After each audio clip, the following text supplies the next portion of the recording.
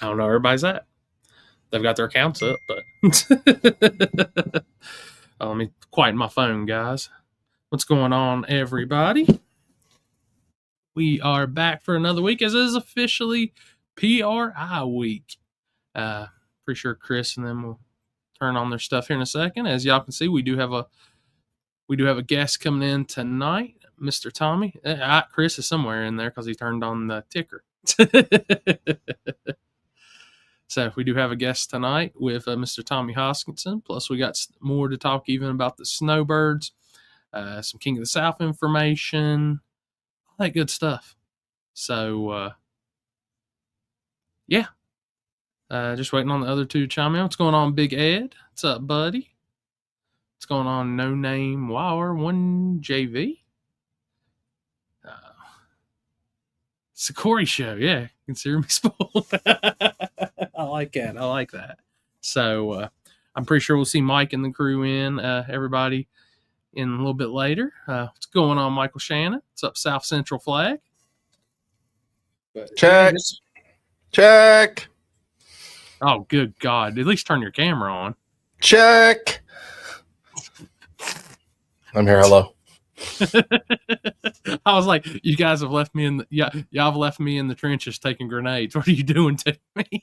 Listen, motherfucker, you've done it to me. I can't tell you how many times. So it's time for you to feel what it's like. You're more of a people person on the talking side. I don't know what to do with my hands. I don't know. It depends on who you ask. Oh, that's it. Corey, how's the Jesus Christ? How's the weather in West Virginia? Cold, and it's been snowy. Oh. Coming to you live Sunday from PRI after everybody's done left. That is American Alex. Saturday. Have you even packed a bag yet? Oh, he leaves. Jesus. Mine's no. I don't have to. I'm only going to have one change of clothes. I just threw my bag together, so I'm ready to rock. Breaking out the fresh $30 shirt at PRI. And all right, so and Chris is gonna get a laugh out of this, but you remember the hat you gave me at No Prep Mania? Sure. I've literally put that thing to the side and not worn it, so it'll be PRI fresh. Nice one. That's why I just got this thing's brand new, fresh too. Just got it yesterday. Ah, hell. So you know what ain't gonna be fresh? Alex, when he pulls up at like 4:00 on Saturday and everybody's gone. Oh, just wait. Your boy's gonna look fresh. I seen you made a move on the camera lens. Yeah, I bought a 35 1.4. Everything else is too expensive. Yeah. I mean, it was $1,600, but that's what's crazy, people, in the world of mirrorless lenses, especially when it's native, that's cheap. Right. It was cheap. That's why I bought it. I was like, well, shit. The lens that I wanted to buy was $3,200. So $1,500, not that bad.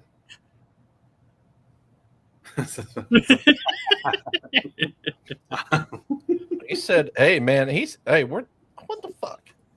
What I hit? Beer's on me unless Chris trusts with the pot. Hey, beer's on him. I'm in. Let's do it.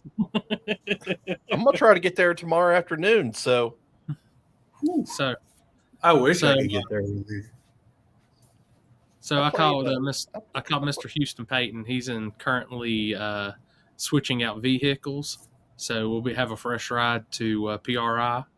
We'll be rolling about 4:30 tomorrow. Nice. So, it's good. It's good because he's got something that's probably going to have finally some heated seats and some massaging seats in, and I can actually enjoy this ride. How far of a drive is it? 7-ish hours. I played some more Beam last night. I think I got a pretty good handle on my hot rod. Need to do a little more testing though. I need to actually, when we're not talking on here or something, I need to quiz you on what all I need to do to get computer and stuff rolling for Beam. Oh, it's super easy. I literally did it in one day. Yeah. Yeah. Shit. I kind of learned how to. My friend Mitch has been helping me like tuning and stuff like that, and Okay. it's a little off from real life, but like in the sense of like if you have a basic understanding of like Mhm. how bring him in power and your weight bias and stuff like that, like it's actually it's pretty easy. Cool. 'Cause I'm torn on it and the bounty drag racing. So It's you're gonna have more fun doing this because just more options and shit to do. oh yeah, and anything you could do, you can build whatever car you want. Like Hmm. I just got into like probably the big server that they use for this type of racing. So I'm not going to jump in and like go like I want to learn, and that's why I've been kind of like I'm on a friend server right now, and Okay. I'm just been like testing and like getting to drive it. Like the hardest part for me was my with my steering setup and how I have my configuration set up right now, I'm making it work with it being a semi truck setup right now. It's a pain in the fucking ass, but the problem is like to switch wheels over. I actually had an issue when I first bought this. When I bought my base, when I went to go switch wheels over, because it has one of those quick releases on it. Mm. Well, when I went to go put the semi truck wheel on, it wouldn't slide into place. So I had to take apart the entire base to get it to work, and like I'm scared to take the wheel off in case it happens again. Okay. Hey, I see you down there, Nick Apple, saying Crash Boss TV. I watch a lot of his videos on YouTube. And that's the server I just joined. Oh, okay. So I'm trying to like I said, Cripple, I'm in his server already. I'm not unfortunately going to pay the $5 a month that there is to like get whitelisted or whatever you want to call it. That's just more money that I don't need to spend every month. Because it starts at 5 and that goes downhill from there. Yeah, exactly. So I'm gonna learn a little bit and then I'll jump in that. Like I don't want to look like a damn fool. Hey, I got a question though. Which one of y'all want to take over my inbox for the next couple days? Because I've heard this phone ding more today than it has since I bought it. Is it the part where I just tell people no? No. Damn it. Actually, I don't know. Every time I scroll, I see 5 new messages in it, so I'm like, oh my god. So, but as y'all can see, we'll do some discussion about stuff. King of the South official, $75,000 to win again. Strange Engineering back on board with us for the Ronnie Buff Memorial.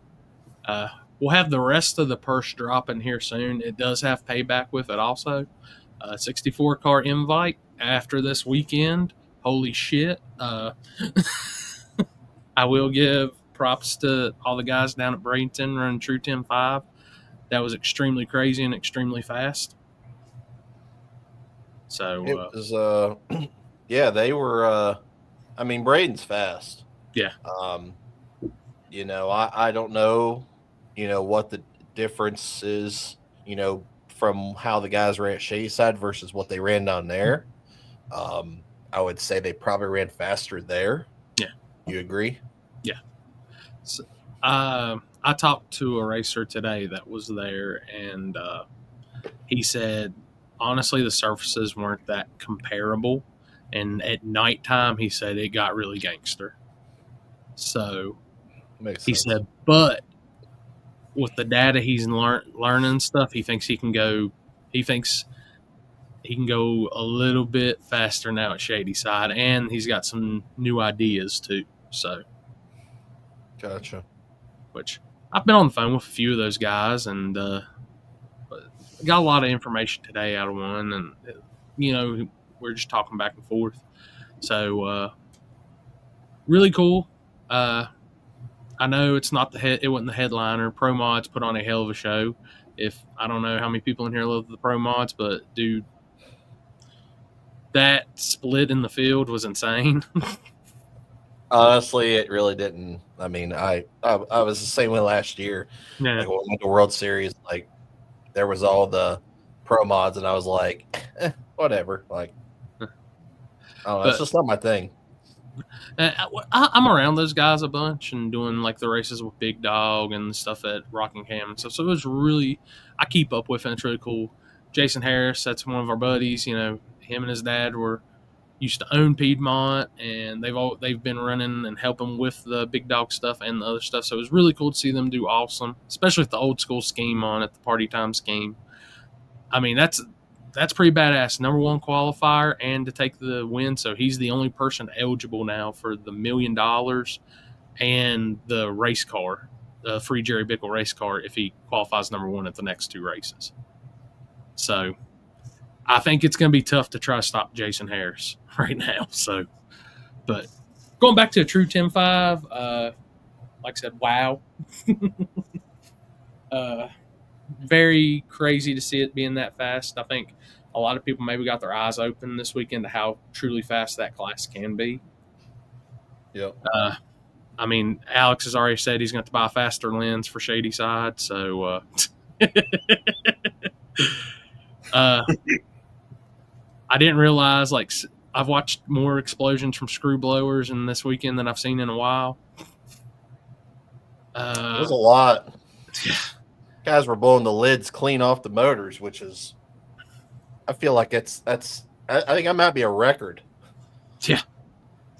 And honestly, I think Cole Pez had a really good chance against Larry. I think that was about to be a hell of a race. Which, big props to Cole Pez. You know, I know they've been doing the MPK stuff, but then the small tires on that car looked great. Russell Stone, very, very impressive also, to taking the radials off, putting the slicks on, and that car was getting down. Yep. So, yeah, Larry definitely wasn't playing, Gabe. It was good, which big props. One thing I saw, Larry said, I guess a lot of people say his King of the South victory was a fluke. Guys, trust me, he proved it again this weekend. That car's a gangster on 28s. It is going to be very hard to beat. But I think we're going to see the competition get crazier for the next couple races. And by the time we get to King of the South, it's going to be the upper echelon of echelons. And, you know, I won't know what to do with my hands. Well, speaking of winners. Oh, we got the winner. We got the man. We got the bracket killer. Bracket killer himself in the. Am I on stage? You're here. You're in I the am show. in the show. I've been waiting backstage for an hour. Bullshit. I'm kidding. This man said, take them drops, take all that shit. He's just going to run you to the stripe and end your day. Hey, I freaking won. I won 6 rounds, and only 2 of them I took the stripe. Oh, Let God. that sink in. Oh. Let that sink in.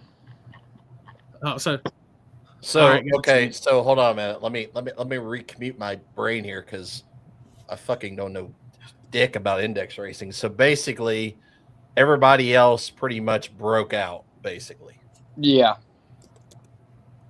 Sometimes I forced them to. Sometimes they just did it for me. I got to give you an upgrade on your name also, Tommy. Oh, okay. I wish I could. I'm a first timer here, so what do you need to do? I don't know. I was just seeing if I could blow this all up a little more. Maybe I'll turn. What happens if I turn my phone sideways? Does that screw everything? Yeah. No, that makes it better. I think that does make it better. That is better. I don't know if I want to zoom in anymore. Now I see how ugly I am. I think I'd rather just zoom it back out. But hey, there's a settings thing on the side, and it makes you look better. I promise you. Because that's no the way. only way. I get all the Snapchat filters that all. Chris is filtered to death. I'm telling you. Yeah. Oh yeah. 100%. Because I would definitely do not look this good in person. You can tell. Yeah, I would just be honest. Like, I'm an ugly son of a bitch. So Oh well.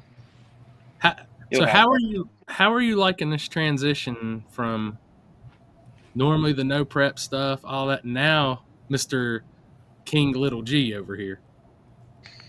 Man, it's cool. Like, obviously, some people know I grew up bracket racing from like, I don't know if I started like 8 years old. I only raced for a few years, and I didn't really like it. I was really good at it when I was little.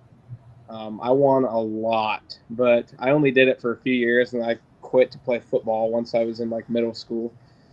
And then I never bracket raced a big car. I had no interest in racing until after I graduated, and Billy started the channel, and then I was like, damn, this shit looks pretty sweet. I think I want to try some of that. And then obviously I started out my S10, but I got into heads up and no prep racing, and I was competitive for a long time once we got the Falcon. But as you guys know, the classes have everything's just gotten so fast, and His fault. man, it takes a lot of money and time and effort into the program to really compete anymore in small tire.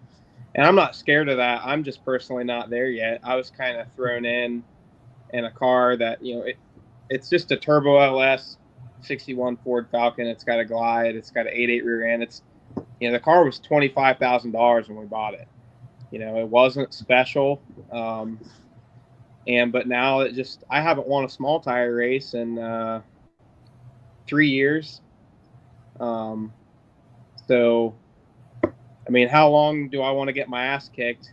I can't afford yet. I'm getting there, but I can't afford a real small tire car at this point.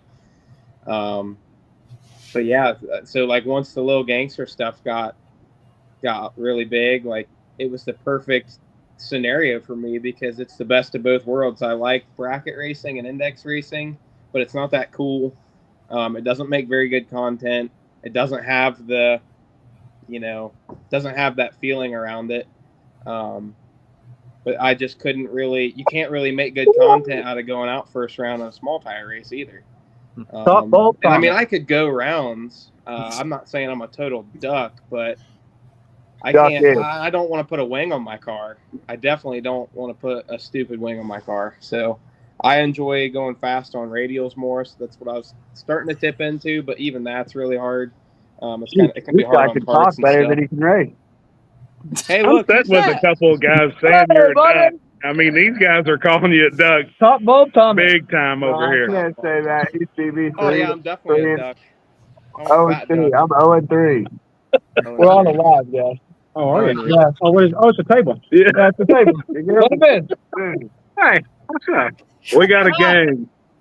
We got the gang is here.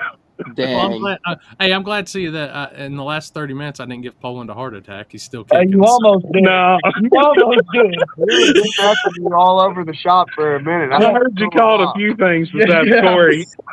Corey said I only got 46 cars that I need to get in. I said, that's great. That makes our job so much easier.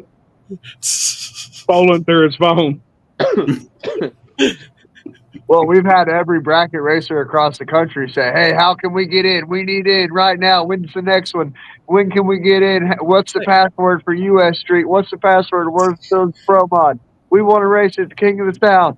You're like, yo, dog, like, y'all ain't getting in this invite only. Sorry, bud. The million's the same weekend. Can't help you out. Hey, We can't help them, dude. hey, Tommy does at least have a good name now on the show. Yeah. Yeah, dude, he needs to get new stickers made. That's $1 Million Jimmy and Top Bulb Tommy. They ran over some bracket racers this weekend. Unreal. Hey, we got the bracket boys fired up, though, Tom. Oh, yeah. Y'all got the bracket boys fired up. I love it. I That's love it. good. Yeah. I think it's good for the sport. I think it makes it even more competitive. I mean, I already talked to Jimmy the other day, and we both agreed. Like, Jimmy was like, man, back before Little Gangsters was all this, none of them they were calling the class stupid. It was a terrible idea. Nobody cared about it. And now they all want to get in. So what's that tell you? Right. Nope. Yeah, play the Mike Jones song. But, I mean, y'all blew us off like we were stupid, and that's the dumbest class ever. Y'all don't give time slips. That's the most dumbest thing. Dumber than shit. That's the dumbest thing I've ever heard of. Why would y'all even associate with that? Oh wait, they're running that winter series for 20 grand? Let me go be a part of that. I want in. I want in. And we were talking, like, Tommy wanted to know. He's like, dude, how did those guys get in? Like, did they swindle their way in? And I'll be honest, like, Gage, I don't want to say Gage swindled his way in, but Doug damn sure swindled his ass in there. That's for sure. Okay, time out. When I was told that Toro wanted a spot, I was told that Brent LaSala was going to be driving. And I'm like, okay, Motion is a sponsor. They help us out. I understand that, whatever, blah, blah. And then I hear they done hired the damn $1 million bracket race winner or whatever. Works at TVM. I think he works at TVM. I don't care where he worked. If I had known, that hired gun. had I known he was driving, than he does working at TVM. Yeah, so he works at TBM, and then Motion is the title sponsor for Snowbird. So obviously they're going to get a spot in Little Gangsters, and then obviously they're going to put the best driver that they can find. In this case, Super Duper Gage in there, and I can't even read Super it. I don't Duper. have my glasses. Super Duper Gage. So they put Super Duper Gage in there. But Corey Galletti, like, that kid's been racing Little Gangster races. He grinded his way into the class. He showed up to South Texas. He's been to multiple North Texas races. He's been traveling. So that kid definitely is putting the work in. What's it say? I can't read The PIN number to get in U.S. Streets 42. hey, they're going to crash the boat in about 2 minutes trying to enter that in. No, it's actually Top Bulb Tommy's my daddy. All one word. Yeah. Unreal. Top Bulb Tommy. Hey, I'm going to have Al Cucci yell at it next time you come into the water box. Here we go, Top Bulb. Yeah, it's got to. Dude, the nicknames they were giving me all week were so funny. Like at the beginning, like first round, I don't think they even know who I was. And I don't care. It doesn't bother me.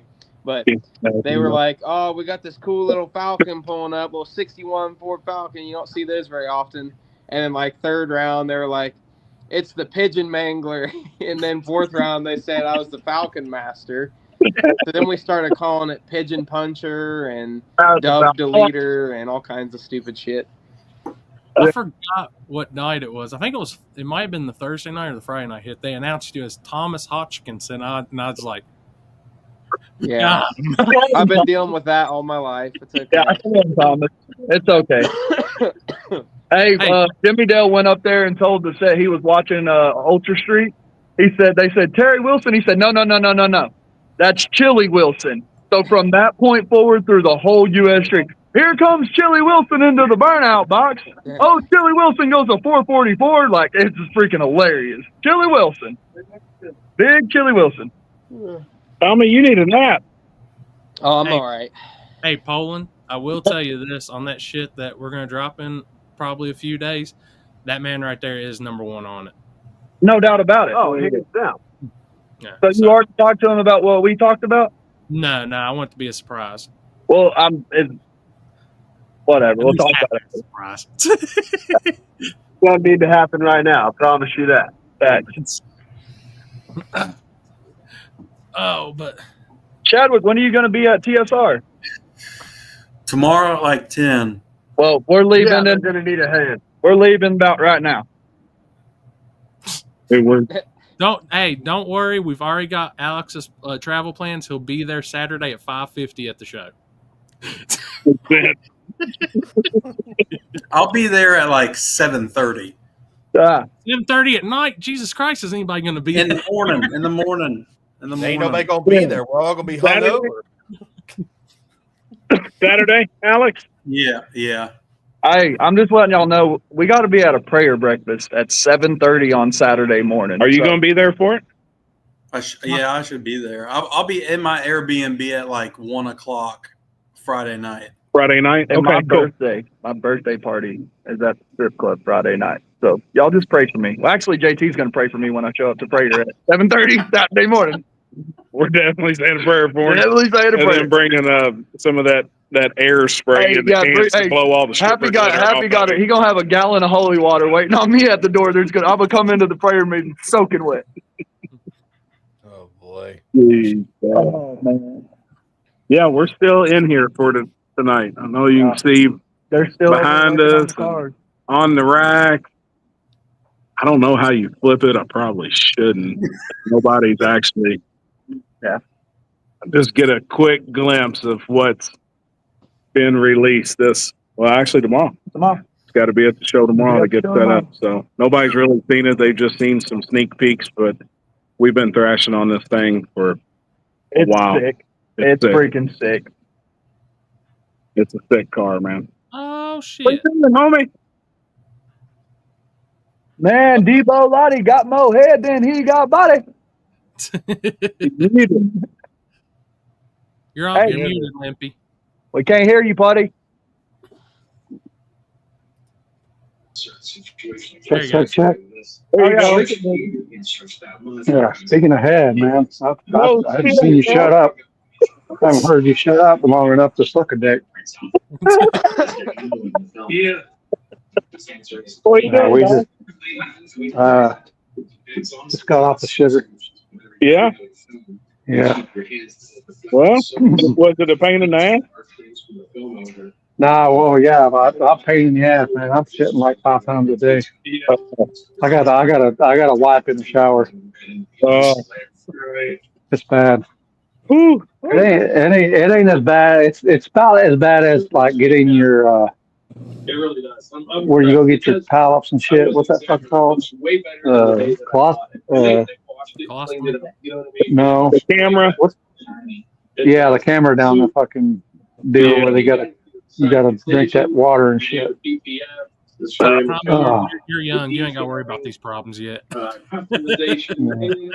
ever get old, people. It sucks. We do pretty much everything you can think of. I think you hit it. We do a lot of. Oh, dang, where'd everybody go? We do a lot of custom paint work. We do a lot of detailing. Colonoscopy, yeah, there it is.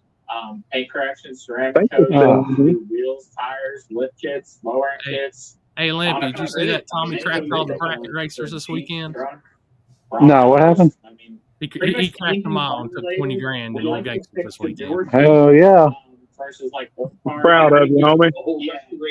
Stay away from old cars. Now we do have one question because there was an original thumbnail for this, and I said I can't do Tommy like that. Why couldn't you get the chain? What did the chain get stuck right here, or? Oh yeah. So Poland hands me this chain and he says it's broken, but it should work. And I tried to put it on, it wouldn't even go around my head, but I couldn't adjust it. So I was like, "How are you gonna give me a chain that don't even fit?" So I put it on the Eagle or the Snowbird trophy. You never know. Like yesterday, you were Man, another Ferrari. I know that's gotta feel good, man, to get that big win. I know you've won some other stuff. But that's huge. That's a big one. Yeah, like I said, I grew up bracket racing, and like it truly is. Like it is hard. It is some of the hardest wins. It's a big mental game, and just trying to be consistent every pass and just everything, man. It's the most satisfying way to win. I know it's not the flashiest way to win, but when you win an index race, I'm saying that because it's not index racing completely, and I'm always saying that so Jimmy doesn't get mad at me. But it not is heads up some of the racing. most satisfying ways to win Yeah. because you can really outsmart people. I don't know how it is, It's Patrick. not I done just first muted the finish line every motherfucker. time. So I done muted the motherfucker. But here, I'll get off so y'all can. Oh. What just happened? I have no idea.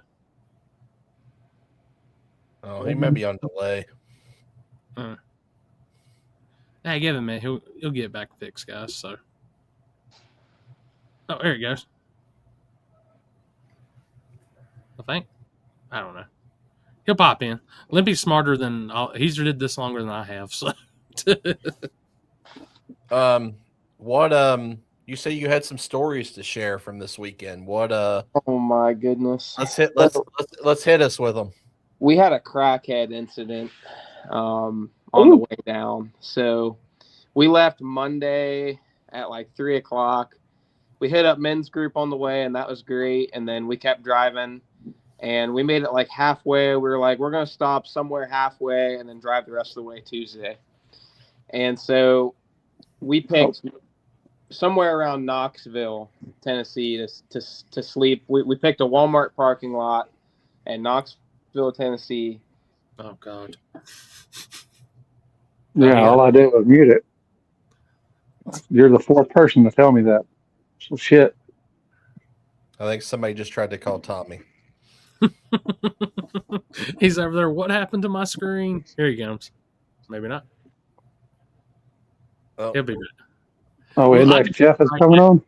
He said a Walmart parking lot in Knoxville, Tennessee. I can already say, no, this is about to be bad. Oh, boy. Crackheads. Crackheads. Oh, gosh. They everywhere, man. No, so give us a second, guys. I'm sure he'll get back in. Yeah, here he comes. Oh. Yeah, there he is. Hello. Sorry about that. Billy called me and it messed everything up. I knew it. I don't know. Good how job, Billy. Damn it. Yeah, he's probably going to try and call me again like 4 times, and hopefully it's not important. Or he's calling me like, hey, don't tell him that one story. Who knows? I don't know. Anyways, so we stopped at halfway in Knoxville in a Walmart parking lot. We're in the RV, and we've got the stacker and the dually in the RV and a single trailer. And we got some good sleep, got up in the morning, and I walk outside, and Kenny's out there smoking a cigarette, and he's got a do, and he's doing his morning routine, and he's sit there like that's his everyday routine. What's that? That's his every minute. That's his every minute routine. What are you talking about? Oh God, he's trying to call him again. Good God. What is his phone going off? Yeah. Yeah, Billy's calling him. What's up, Don?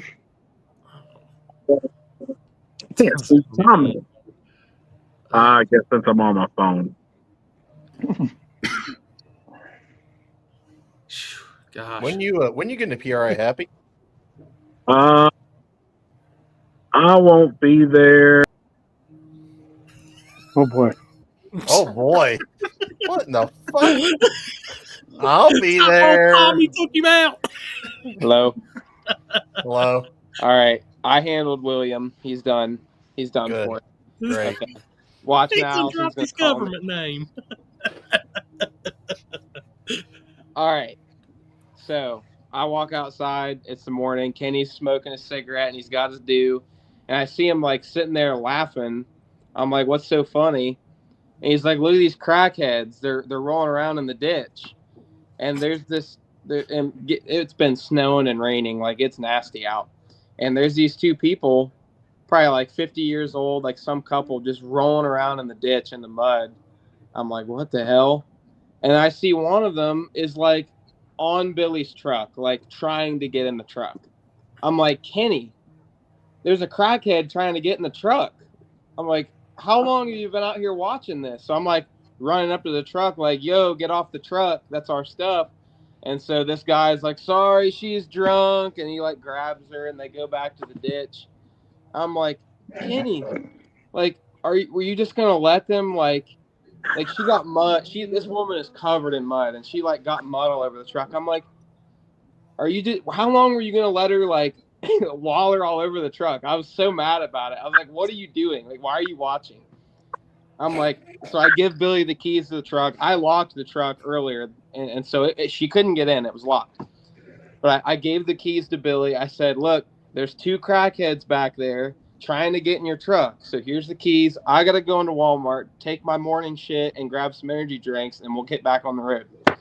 I go into Walmart for like 15 minutes. I come back out. I see the truck and trailer's moved, and it's running. I'm like, oh, cool. They warmed it up for me. And then Kenny walks up to me. He's like, hey, sorry, the crackhead got in the truck, and she got mud all over your stuff.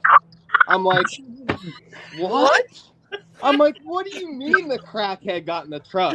Like, what are you talking about? I'm like, how did the crackhead get in the truck? I'm like, I guarantee you Billy got in it. He starts it up, leaves it unlocked, hops on his phone, and then she hops in it. Well, I asked Billy, and that's exactly what fucking happened. He was like, well, I thought maybe if I'd get in the truck, she wouldn't get in it. I'm like, you were better off keeping it locked and just not even touching it. So my tuning laptop bag was covered in mud. All of our stuff in the back seat covered in mud and crackhead juice. And I was so mad. I was like, dude, if you have like these people were acting so erratic, like they're not sneaky, you know, like they're crackheads. I'm like, how did you not lock the truck after you got in it? Like, what are you thinking? I was so mad, dude.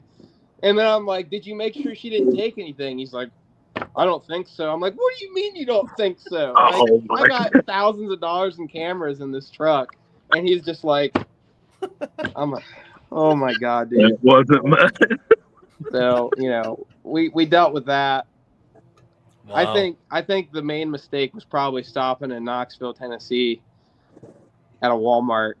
But I don't know. Dude, they started coming out of the woodworks. They were multiplying. They were all trying to like congregate around our stuff. It got kind of scary. We got out of there pretty fast. Wow.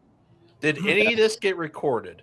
No, that's another thing. It's like if we're going to be stupid, we at least got to record it. And we failed at that. So, damn. Yeah. That's what Easy Beach just asked. He goes, please tell me there's footage. Yeah. Nick, I'm almost guessing that's probably Tommy's worst hotel / sleeping in a parking lot story. Oh, we got a pretty bad motel too. That was another deal. Is Allison? We usually stay with it's Tony and Tess from California. They were there this weekend, and then me and Allison. We always split a hotel or a motel, and hotels down there were so expensive, and so we were just trying to cheap out a little bit.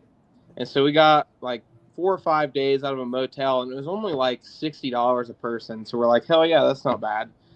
This was the mustiest motel I've ever seen, dude. It was a Motel 6. We slept there 2 nights and decided the other 2 nights we just didn't. We couldn't. It was so bad. You could swim in the air, dude. It was disgusting. Damn. So, did they at least leave the lights on for you? Is a no-go. Terrible. This reminds me, I need to make sure Houston Payton did not book us in some musty ass hotel for next weekend. Yeah, the musty Motel 6 is a no-go. Wow. Walk us through. Did now obviously you ran World Series of Pro Mod when we were down there with the 530s and stuff like that with the index and stuff. Did you use any of that data from that race for your race this past weekend? Well, if you remember, I was actually in the Nova back then. Oh, that's right. So yeah, nothing transferred over. But thankfully, we did get there on Wednesday. With these races, dude, they start testing on Monday. It's like $300 to test, so it's expensive, but it's capped at 100 cars. You can test Monday, Tuesday, Wednesday, Thursday, all day. And I was actually one of the only little I would say there was like 4 or 5 Little Gangsters cars that were testing on Wednesday, and I was one of them. And I figured out a lot. Something that I didn't usually do that I was happy that I did was we were actually getting time slips in testing. And, of course, every track is just a little bit different. I found that Bradenton was actually a little bit slower than our local tracks. It was like 2 numbers slow. And that's just because the rollout's different track to track sometimes. And so I'm glad I figured that out. But also I was running with the Draggy on as well. So that was the first time I ever compared the Draggy to time slips and figured out why they're off and how much they're off. And I could actually make it say exactly what the time slip said, and I know how to make it say exactly a few numbers off, and I understand why. Not everybody does. There is some people out there that probably do know and understand it, but I definitely learned it this weekend. And yeah, the testing Wednesday paid off, and then I actually bought testing for Thursday too. But then with the rain, they actually moved the whole schedule. They canceled Sunday and then started qualifying on Thursday. But we even got time slips in qualifying, so that was cool. Yeah. But yeah, I learned a lot in a few passes. The other thing I learned was that my drive shaft sensor was no longer going to work. it's an old cherry sensor that's been on the car for like, I don't know, probably 10 years. And I've got my use out of it, but I usually run with traction control. Some of the most competitive Little Gangsters racers, they're doing the same thing. I would say if you're not running a drive shaft curve in Little Gangsters, you're putting yourself at a disadvantage. But that was before this weekend. After this weekend, I'm here to tell you that you can easily win. Well, not easily, but you can win without traction control in Little Gangsters. So Wednesday, I made my pass without it.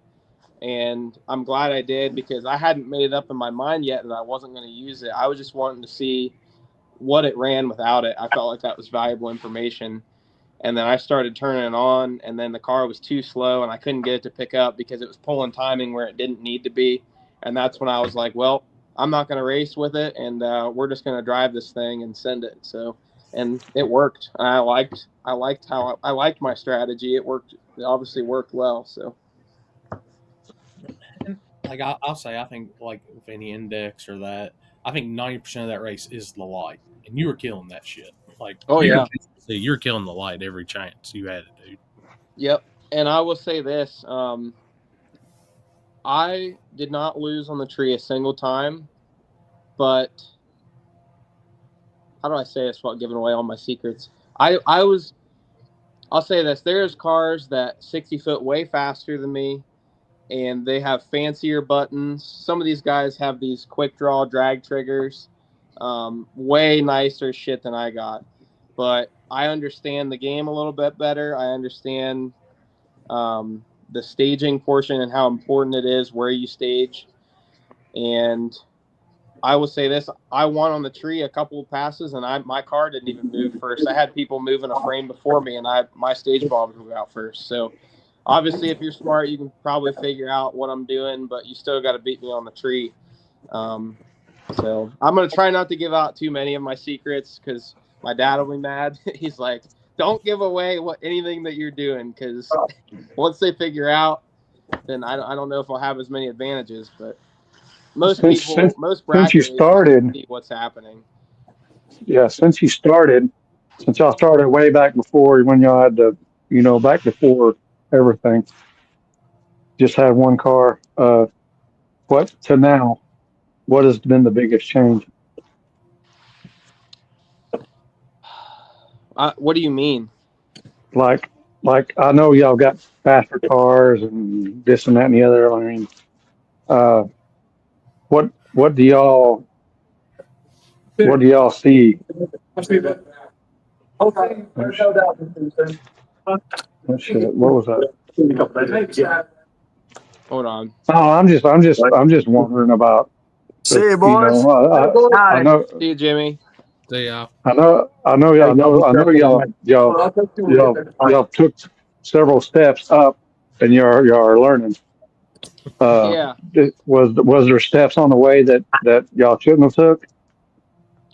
No, I mean, every pass I learned something new, and every car you drive, you learn something new. Of course, I've been kind of stuck to the Falcon ever since I started in it. But I would say, like, first of all, bracket racing in general, that's where my brother and I started. It was in junior dragsters, and I think that's the best place to start. It's the most budget friendly, but you'll learn all of the basics to racing and how to be consistent, and just the repetition and getting the car ready and getting it to the track, and just doing that on repeat. But I feel like some people can possibly look like I went backwards. Like, I went from heads up racing and doing really cool shit. Hell, it wasn't that long ago Billy won 26s at War in the Woods in the car. That was the last major heads up win in that thing. And I think some people look at index racing or Little Gangsters to be not as cool, or like, I think a lot of people just don't understand the class. If you never watch index racing, you don't understand how somebody could hit the brakes and win, or not take the stripe and win. And so I think some people look at it as going backwards, but I mean, I got to get in where I fit in, right? I mean, hell, I was getting told I was puppy kicking for entering True Street at Gina's race. And I'm like, well, what am I supposed to do? Just get my ass handed to me and keep running small tire? Or, try something else. And yeah, we've learned a lot. It doesn't really matter what racing I've done. Everything kind of all reconnects. But I'll tell you this, man, doing the little gangster stuff when I was using the traction control curve, it taught me a lot. It transferred a lot over to heads up racing. I actually all this time haven't been using traction control the way it's really intended. And when you find out how to make a car go 530 every time, no matter what the variables are, once you realize you can do that, well, you can find out there's a map. There's actual, like, you're going to say I'm silly, but I've actually used ChatGPT before to figure out the formulas. Like, if I make a gear ratio change in the car, if I go from a 26 to a 28, your drive shaft curve changes because your I guess your rollout changes a little bit and all everything else. So you can actually put that math into ChatGPT and it'll tell you how much RPM or percentage you need to raise or lower your drive shaft curve when you make a change like that. So when you apply that from Little Gangsters where I want to go 530 every time, well, now how much RPM do I need to do to go 5 teens or 5 O's? Well, then you can literally You're giving away all your secrets. What's Giving away all your secrets. Okay. Everybody's Okay, going all to the be smart joining people already- ChatGPT tonight. Record everybody, Premium. you little gangsters. No, dude. All the smart people already know how to do this. They just probably don't have to use ChatGPT to do it. I just don't know the math equations, but and I found this out super recently. Like, I did at Edgewater earlier this year. I think it was at Streetcar Takeover. I went from so at Bowling Green when I won the points series, I was on a 26-inch slick. It was actually the same slicks that we were on at War in the Woods. I was too lazy to change the tires, so I just ran on that. And then, but I decided that for my program, radios would be better because they last longer, less variables. They get out of the beams harder, so it helps your reaction time. So I wanted to switch it over to radios. Well, I put that math into ChatGPT, the rollout change from a 26 to a 275 radial. And I was able to bump the curve up first pass without being completely lost. So there's people out there already doing that. But I never realized that it was a thing until Cheese kind of taught me that. But yeah, all of it transfers over. I seen ChatGPT on YouTube one time. They were trying to tune a car, and it was like totally screwed up. Oh yeah. Really? After they got done with it, yeah. Yeah. I I was bet it watching, won't be long. There'll be some of that. Oh yeah, I think Matt Rice keeps sending me. I think he's developing some app called Flight something. I don't know. He keeps sending it to me. I keep seeing it everywhere. I don't know if it's his app or if he's helping develop it, but you can punch in all your specs for your engine and your combination and everything, and it'll like spit you out tune-ups. Like Seen that. it's wild. I don't know how he's doing it. I don't know if it's his deal, but I've been seeing it all over the place, and I don't think we're very far from that. I wouldn't trust it personally, but yeah, I bought into that. Was it Tune the Trilogy or something like that? I can't remember that dude's name, but he seems like he's pretty good. I'm going to learn how to do shit. yeah, Tired of waiting on people. yeah. Well, that's why I was just telling Corey earlier because we was talking about BeamMG. Obviously, I just got into that. Joe And, Simpson. Yeah. And like the tune-ups and stuff like that for all these cars that you can do in BeamNG, like it's very, very similar to like depending on what surface you want to go and what time you want to go. I seen they were hosting a 650 index race on the Crash server last night. So like they had a whole server of guys just going 650s, and you had to go with 650 to be able to win the race. So like it's just crazy how like a video game like that can do that. Obviously, we talking about ChatGPT doing that now too. Like, and it's just almost like real world data. Yeah. I use ChatGPT for a lot of stuff. I'm not proud of it because I think that I don't like how a lot of people can use it for bad intent. Like there's like I've seen all kinds of bad things that it's done, but if you have the intentions of doing good things with it, I think it's a great tool. Mhm. But yeah, I mean, I can ask it just about anything and it'll give me an answer, and usually a pretty good answer. But especially math equations, I suck at math. So, and I just never know. I can use a calculator. I just don't know what buttons to press. I don't know what to punch in, but I tell it what my combination is, and it'll tell me all the rollout changes and how much percentage I need to move the drive shaft curve and all that cool. I think it's sweet, honestly. I think it's super cool. But I mean, I use it when now. we first Instead of started, it Googling was something, I'll fucking, just go straight to ChatGPT as my search engine. I just won't even Google it. yeah, when it first came out, we were learning it and we were making, what were we doing? Just stupid shit. Yeah. Yeah, trying to make bears talk and shit. Hmm. Yeah. Yeah. Yeah. I had it make our Halloween shirt design. It made the rough draft, and then I had Gina kind of make the final touch ups. But it'll make some really good designs. I know shirt designers and graphic designers really don't like to hear that, but it will do it, and it'll do it a lot cheaper. It's unfortunate. It's where we're at in the world, man. It's crazy. Yeah, that's It how is I used crazy. to make my video covers for like all my YouTube videos now. Like Yeah. I'll take a picture or something like that from, like what I'm posting, and I'll say ChatGPT, do this, and add some words, and boom, there's my thumbnail, and that saves me from spending money to go buy Adobe and stuff like that, to where like Yeah. you can make your own. Like you have to spend however much money it is a month to do that. Yeah, absolutely. Yeah, I used to use ChatGPT and then PixArt for the thumbnail and shit. I would just use whatever ChatGPT put and just kind of worked off that. But I don't have to do thumbnails and shit no more, so we're good. Yep. I'll use it for YouTube title ideas. Like I'll tell it what my YouTube video is about. Like if I'm struggling to come up with something, and I'll just have it spit out like 10 of them, and then I'll usually take a mixture of a few of them and get some ideas. I will say this for promoting it. It's a very good tool. Yeah. I was like, hey, make me an awesome sounding post if my mind's just blank. Yeah. And put this, and this in it, and usually comes out good. Sometimes it throws some like weird stuff, like there's a picture of Chris in it. I'm like, what? Wait a minute, what? Yeah. I gotta dumb it down. I think it was the Nashville flyer for that race in Nashville.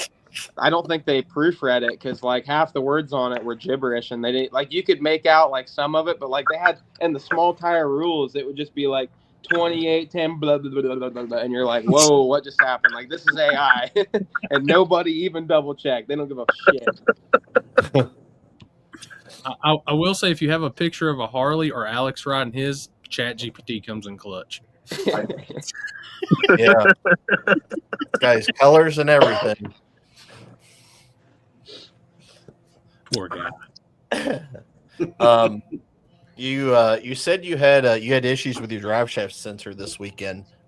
Is there anything else you had to do each round to anything you had to fix or anything like that, or was it just throw fuel in, turn it down, and yeah? So if you guys remember back at Gina's race, I made it all the way to the finals in True Street, and I was down to the semis in the puppy kicker class, and then we had a problem. Something happened where closed loop wasn't working, and the car popped like 6 times, and I lost.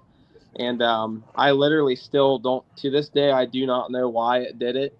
I just pretty much chalked it up to I wasn't supposed to win that night. I gave my tune-up to Cheese. I gave it to my Holly guy.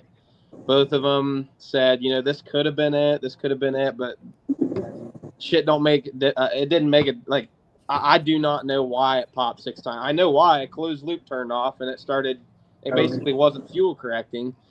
And I have no idea why. I cannot tell you why, but I replaced every little sensor and anything that could have possibly made that happen. I replaced on the car. I spent like $3,000 in sensors and parts the week before, or the couple weeks before we left for this trip. I was like, man, we're racing for 20 grand. I am not going to let that shit happen again. Like, if that happened, can you imagine if that happened in the finals again? Like, I made all those passes and then the car pops and I just lose. Like, dude, I would be irate. So, I mean, it still makes me nervous, like, that I can't prove why it did that. But it didn't happen all week at Snowbirds, so I think it's fixed. But we replaced the O2 sensors. I fixed some fuel pressure. I haven't had a fuel pressure sensor on the car in like 3 years, so I fixed that, and I had some wiring there I had to fix. My ECU was loose in the car, so that's not good. I had to tighten that up. Like just a bunch of little shit. But I spent a lot of money in the last few weeks just on little shit. O2 sensors are like $500 a piece. It's ridiculous. But they've been in the car for like 5 years. So it's like, you know what? I got my money's worth out of those. They weren't acting weird, but I will say, like, the new ones, they were reading, like, in the last 3 races, we kept having to, like, add fuel because it was, like, the fuel correction was, like, it was trying to pull 33%, so we took fuel out of it, and then the next race, it had, like, it was lean, so then we put fuel back in it, and, like, 3 or 4 races in a row, it was just all over the place, and the car has never done that. But now that I put the new O2 sensors in it, it's acting right again. So I think that's fixed. But yeah, the car, it's tough, man. Like I said, the 530 index stuff is a big mental game. And the last thing you want to be worrying about is like making sure the car is going to do its job. So I was so nervous first round. You know, you got so much money wrapped up in this deal and so much time to get down there to Florida, and the last thing you want to do is freaking lose first round. But after first round, we won that, and the car was doing its job, just repeating back to back to back. Everything was great, and then after first round, man, I didn't think I was going to lose. Like I was like, nobody's beating me. That's awesome. The confidence was through the roof.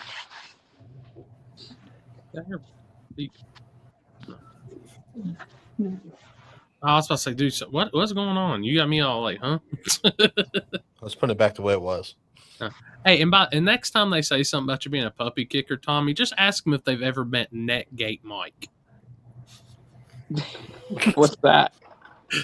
Mike Corley, you know, he runs this tailgate classes with one of them like 80s nets on the back of his tailgate stuff. Tailgate. Oh yeah. Right. Yep, you'll have that. Nah, it doesn't bother me. It is what it is, man. I don't think people realize how simple my car is. Like, it is literally a 61 Ford Falcon, full interior, original dash and door panels. Like, hell, the dash in that car is like 75 pounds. It's steel. Like, those old cars, man. Like, when you shut the door on my car, it's like clunk. Like, the car is heavy. I don't think people realize what it is.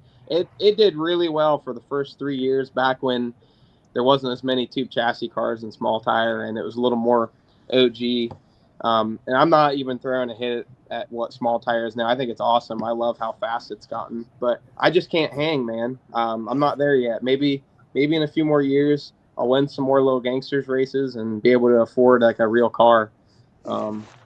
As long as we don't got to put damn wings on them, then if I got to put wings on my shit, I'll just go radio racing. Unfortunately. So let me ask, what's a better feeling, beating Jimmy down Little Gangsters, or being on sick week on the longest cruise of your life with Chris Lane? Ooh. I mean, I've already beat Jimmy Dale. It's kind of getting old. You only do sick week with Chris Lane once. I was a great co-pilot. Thank you very much. He was, That's man. awesome. He was. I remember we had a really long drive. It was like a 4.5 hour drive one night when you wrap in fuel stops and all the other bullshit. We were driving through like super thick fog, so you only go like 35 safely. And I was so tired, man. And I let him drive the truck, and I went to sleep. I was watching the laptop because I had it plugged into the Holly because my dash wasn't working all sick week. So I was like making sure it wasn't overheating and the oil pressure was good. And because my shit was thrown together to get the sick week. It was about the jankiest ride you've ever seen. But I fell asleep, and I woke up, and we were at the Airbnb. So that's all that mattered. Chris got us there. But I think I hope he enjoyed it. Like I mean, we've talked about it, obviously, Chris. But like, I was glad that you got to see it. Like, you weren't just there to film or do. Like, you were a part of my crew. Like, you actually helped me succeed in that. Like, you helped me complete it. So yeah, that was an awesome trip. That was one of my favorite. It's Some of the You best memories complete are me. sick. That's what I was about to say. You complete me. You complete me, Chris. Did No, he it make was a good time. I've never done anything like that before. So, and I like trying, stuff like that. And I want to do it now. Like I would love to be able to build a car to be able to go do something like that. But it was generally a good time. I didn't care what it was. Like I was there for the ride, and if we got there at 2 a.m., 4 a.m., 5 a.m. and got 2 hours of sleep, I'm happy. I don't care. Yeah. Chris was a champ, man. He had his makeup done in like 5 minutes every morning. Everything was real simple. Did he make you listen to old country music the whole time? I think I made him listen to old country music the whole time. He did. Oh, I God. was the playlist man. So we had this little boom box that we had sitting up on the dash, and it was rattling so bad it was like it was doing circles on the dash. Yeah, I think I have videos of that. Yeah, we were listening to, like, when we got really tired and we had to hype ourselves up, we started listening to that song that's like, "It's getting sticky." That's me and Chris's song, man. So many good memories from Sick Week, man. That's why so many people break their backs to make it there, dude, because they know how fun it is. It's stressful, but it's fun. Wasn't the ticket down there, the ticker said Larry Larson won True Street? No, True 10-5. True 10-5? Oh, okay. Mm-hmm. I was like, what the fuck? You're talking about puppy kicking. They're talking about you. At that point, can we we would have talk to about have True John 10-5? on the show. Go ahead. Sorry, Billy. I mean, Tommy. Sorry. God, I'm terrible. Never leave me alone. Sorry. It's all good. Man, we got to talk about True 10-5 because I want to say that was the most watched. Like, when Pro Mod came out, the stands would go empty. That's when people walk around.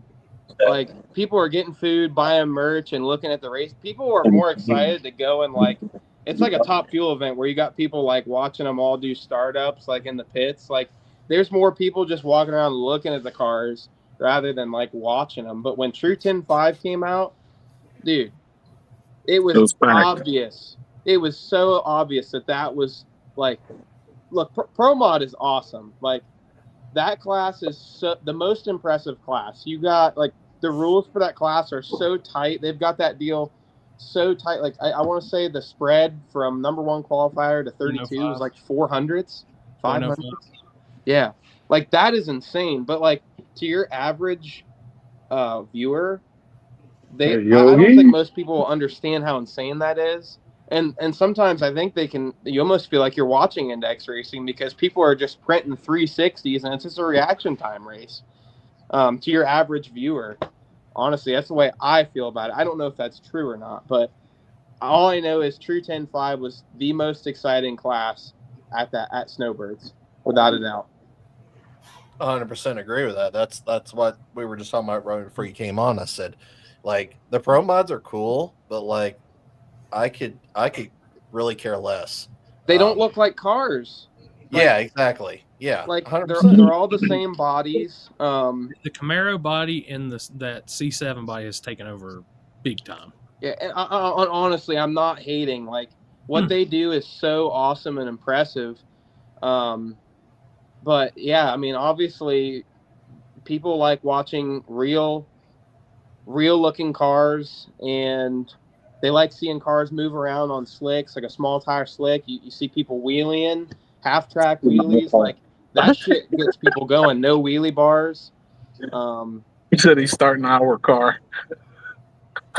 What's that? Are you? All right, brother. Thank you, man, for everything. You're not coming this weekend, though, right? Might come up on Saturday. Come up on Saturday. You come up, try and make the prayer breakfast. I'll be riding with Chris and Harold. Make them get up. Good. I want everybody to be here for men's group.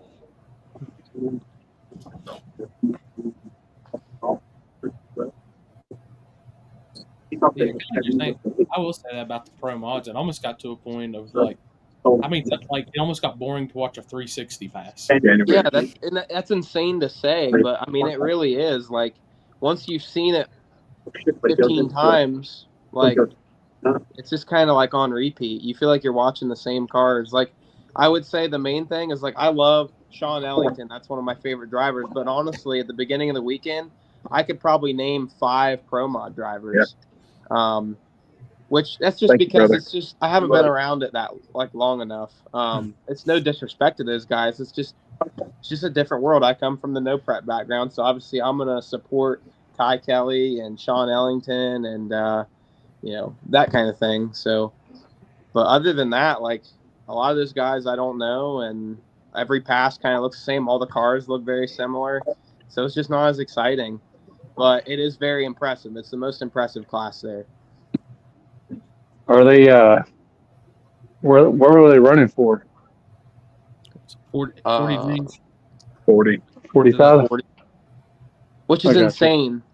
You look at what it costs to build a car like that to win 40, Insane. and you look at a car that That's like to 2 go passes. 530s and you win 20 grand. That's insane. Yeah. Actually 9 grand, but we'll call it 20. 20, Really? 20 twins. Yeah, that was a whole nother ordeal, and I don't want to drag Jimmy and pull him through the mud. That is not my goal here, but it was a little bit frustrating. We found out Jimmy splits. That's what I'm gonna start calling him. Jimmy fucking splits. Wait a minute. Jimmy's like the brother to Turbo John? Yeah. Jimmy split that shit up at 8 cars. 8 cars. He gave the quarterfinalists $1,000, and he gave the semifinalists $2,500. Okay, and now I'm not against splitting. I split every race I've ever been in. I split. Usually in the finals, a couple times in the semis. I've been cool with that, especially a big pot, man. 20 grand.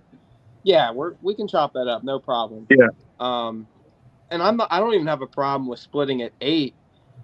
The problem is they gave away too much, and I'll explain why. So they gave away $1,000 to the quarterfinalists, $2,500 to the semis. So that leaves the finalists with 12 grand. So the problem is I like to do a pretty aggressive split, 80-20. Like if I win, I want to win a lot, and if I lose, it is what it is. But I just want to walk away with something. I'm happy either way. I don't want to go 6 rounds and leave empty-handed. That just sucks. So I usually try to do 80-20, 75-25, or 70-30 at most is what I usually shoot for. Now, the problem is when you're left with 12 grand and you want to do 80-20, the guy that loses in the finals was going to get less than the guy that lost in the semifinals if you do 80-20. Yeah. Now, if you do 70-30, the winner is going to get half of the original pot. Yep. So that's the position that we're put in. So we're like, okay, so we can't do 80-20 because Gage isn't, whoever is going to lose is not going to get less than the guy that lost in a round ago. Like that, you can't do that. But then I'm stuck giving away, like I'm getting 9 grand, and that's half of the original advertised pot, which I think you should at least get half, in my eyes. Now, I don't like to sound greedy. I agree, totally. The money really wasn't like the trophy is way cooler, and then getting to win this size of a race for PRI is going to open a lot of doors for me and Allison. Like, couldn't happen at a better time. Yep. So I'm very happy. Don't get me wrong. But for the future, I talked to Jimmy about it. I'm like, man, let me explain to you. Like, you can't do it like that. Like, if you want to split at 8, give them guys like their buy-in back or 500 at most, and then give the semis 1,000 to 1,500. And then you're leave with the finalists. They could do 10-5 or like 12-3. That makes way more sense in my mind. But yeah, I mean, it's cool. Jimmy told me a story. He's like, man, at World Series of Pro Mod, that was 27 grand to win. He won that deal and he went home with 9 grand. He's like, I split that shit away so bad. He's like, I regretted it. He was like, I was in the bathroom splitting with people. Like, I was like, damn, Jimmy, like, you can't do that. But it is what it is, man. I think what bothers me, and I will tell this straight up to Jimmy Dale and Poland, is when they want to do the split. When they wanted to do the split at 8 cars, they were like, "Yeah, this will be cool. We want people to know that we're splitting at 8 cars so that we can get more car count. A lot of your average guys will feel more comfortable to come in. They feel like they can go a few rounds and they can get and win some money." But it's never been advertised yet that anybody split down to 8 cars. Everything has been that I've won 20 grand. So they didn't really follow up on that. And so I felt like they really only split so that Jimmy could just get in the money, which is fine. I don't care. But I just wish they would have stuck to their word and said, hey, we're doing this to get more cars in, which I don't think they have a problem with. I don't think they have a problem getting cars. It's 64 car cap and it's invitational. And they got people that want to get in and they can't even let in. I don't think a car count's a problem, but it is what it is, man. I love Jimmy Dale and I love Poland. I just think they got to quit splitting away all their winnings. That's all. Car count's definitely not an issue. Not an issue. No. I've seen. I definitely won't give any details, but I did see a list tonight for the next race, and it's pretty insane. I'm not going to say who was invited or who's already accepted or any of that, but yeah, getting a car count's not the issue. Was it announced though before the race that the money was going to be split like that, or in a driver's meeting? Nope, absolutely not. It was something that was decided when we got down to 8 cars. It was right after Jimmy beat Corey, right? And I think a lot of the guys that were down to 8, we had Craig Morgan, John Solly, Jimmy Dale, me, Gage, and a couple other guys. And Jimmy called me and said, yo, we're going to split down to 8 cars. Are you cool with it? And I was like, I guess. Let me just, can we figure out the math? Let's see where we're at on it. I was like, how much is it to win? What's going on? And he said it was like 13. And I was like, ooh. I was like, okay, well, I was like, I'll come up there and we'll come talk about it. I was like, are you at the tent? He's like, yeah. So I drive up there and I find Poland and he's like, did you already talk to Jimmy? I said, yeah. He's like, okay, you're good then. You're good to go back. I said, well, wait a minute. I said, I came up here to discuss what the split was. And they're like, oh, everybody pretty much was cool with splitting. I was like, okay, so I don't want to be that odd guy out. Yeah, I should have argued if that's what I wanted to do. But as a racer, it's a really sucky position to be in, because if you are that one guy that didn't want to split, you kind of look like, I don't want to say greedy, but you almost feel like you're putting bad juju on yourself. And so you feel like you have no choice but to go along with what everybody else wants. And I think the only other one that didn't want to split, which I didn't find out until we were in the finals, was Gage in the Motion Raceworks El Toro car. So him and I were going to be the only ones fighting for the split. And I don't know. I was cool with it.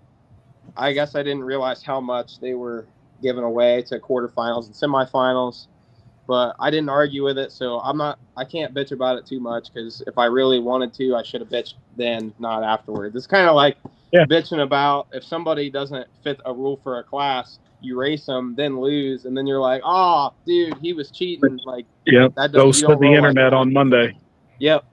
So I'm not bitching. It just, I wish they would have stuck to their word and said that they were going to promote it, that they split it to 8 cars instead of saying I've won 20 grand. That's the only thing I'm complaining about. But yeah, nonetheless, I was happy to take that gangster ass trophy and chain. I'll tell you that meant more to me than the money. So yeah, that was even cool. when the chain don't fit. He got the first ever Little Gangsters headband. Yeah. Yep. No, and man, sweet. another thing I wanted to talk about was I had no idea who was driving El Toro. I also had no idea who Corey Galletti was. I knew a couple people that were in the field that I've already raced before, but most of these people I've never raced before. I don't know these cars, and that makes it exciting. But until Jimmy Dale drew Corey, and I think it was Drag Coverage or Drag Illustrated put out a post saying, you know, big time bracket racer versus Jimmy Dale. Like, who do you got? And I was like, damn. I was like, so I started looking up Corey, and I was like, dude, this kid won the $1 million bracket race at like 17 years old. I'm like, damn. Like, how? Like, I thought that was awesome. Like, I thought it was cool. I was obviously rooting for Jimmy Dale because he's my boy, but I thought that was great for the sport to see that happen. But I had no idea who Gage was until after I won. And I'm glad I didn't, because that would have added a little bit more in the back of my head, which I don't need. But, dude, I looked him up, and I was like, whoa. I was, like, seeing all of his pictures on Facebook holding big checks, and I was like, damn. I was like, I looked him up on ChatGPT, I'm not going to lie, and he's literally, ChatGPT says he's the #1 bracket racer currently in the country. I was like, damn. It made me feel good, you know. I was like, that's wild. Insane. But Doug Cook, he was like, yeah, that kid wins more money bracket racing than he does working for me. Gage works at TBM. So, you know, he races at Bradenton a lot. So it was definitely cool to park my Strange mobile and the TBM winner circle, I'll tell you that. I planted that flag. I was happy to do that. I sent that straight to my boy Jake at Strange Farm. I said, we did it. But yeah, it's a competitive field out there, man. You feel like you're in the away team's territory. But I was just happy to get it done. I think a lot of people get wrapped up in the racer's background. But honestly, it doesn't matter. At the end of the day, stage your shit and let's race. That's all that matters. Damn, Tommy over here just laying it to it now. What? I was doing that before. Dude. Oh, that is. Hearing you talk like that is hilarious, because every time I've been around you, Tommy, like, you've just been chill, and I saw that, and you're like, yeah, put your shit in the beam. This is top bulb Tommy you're talking to. No. No, I definitely am more confident. Like, man, there was an interview G2K put out before we started first round, and like, I was like, oh, we're here at Snowbirds. I don't know if the car is going to work. I don't know if my head's up my ass. I'm like, we're here. We're going to see if we can win first round. Like, but, you know, obviously you'll see once I get this video edited, the air was coming straight out of my ass right into my head, dude. And my helmet almost couldn't fit by the end of the night. So, oh boy. Yeah. Yeah. The confidence was through the roof. I felt like nobody could beat me. You're right. Hey, I do have something that I just seen somebody comment on. What was your guys' take on the guy that was racing the Mustang when his steering wheel came off? Dude, Job. Dude, I actually made a pass next to that dude in qualifying. I didn't realize till I was going through the footage. I was like, dude, I freaking made a hit next to that guy. They told me what that guy was. What up, Libby? This is going to make perfect sense after I explain this, because Tom told it to me today. That guy's a professional bull rider. So he's using one arm. He's just like, what? You know what I mean? Like, I was kind of upset after I see the video. I'm like, why would you do that? But then after I found out he's a professional bull rider, like, I get it. I'm good. Yeah, that makes sense. I just love how you can see him like give up. Like, he just accepts it, but then slams the brakes and then crashes into the wall. Like, why? That's one thing. I was like, he could have saved that. Maybe just tap the brakes. Don't just. Well, it's like, boys, we got no finesse. It's like, man, I think as soon as I let go of the button and that would have happened, I can't lie, I probably would try. Like, if I was in the finals, there's no telling, but I probably would try to ride it out for about 60 feet. And then once I realized that it ain't happening, then yeah, I maybe would have quit. But here's the problem with today's day and age. Had he won the race like that, he would be the baddest mofo on the planet. Yeah. Like, without a doubt, everybody be like, that guy is a badass. But since it went wrong, everybody's like, oh my God, that guy's an idiot. So it just didn't work out in his favor. He definitely ran out of talent midway through. Like, he didn't, like that, none of that needed to happen. Like, yeah, I think though, like if it was first round or qualifying and my steering wheel comes off as soon as I let go of the button, first of all, it's not too late. I think even at the 60-foot cone, it wouldn't be too late. Just don't slam the brakes. Hell, where he was, it wasn't too late. All he had to do was just slow down. Like even if he grazed the wall, all he had to do was just slowly hit the brakes. But he just panicked. So I don't know. Oh well. How many feet of shutdown is Bradenton? Just cruise it at that point. Just tap. Just, it was going in a straight line. Hey, I'll holler at you guys later. All right, man. All right, Be buddy. happy. See ya. Breaking news. Stage your shit. Oh my God. He said breaking news. Unreal. Dude, all I'm gonna say is that's gonna be used on the internet a lot. Hey, I tell you what though, man, these nitrous cars don't want to stage first against me. It's unreal. That would I be a good noticed. meme. I noticed that. Every time I get in a staging duel, I'm gonna put that meme up. I swear, dude. I think they're starting to do it because they know I have a YouTube channel and they know that like if they cause a scene, they're gonna get more screen time. I don't know, but it's unreal. Ah. The first round on Thursday or Friday, I raced this guy in a Mustang nitrous car, and he wouldn't stage first. I said I ain't got fucking time for this. This is first round. I'm like, we gotta get this fucking show on the road. So I put my shit in the beams and.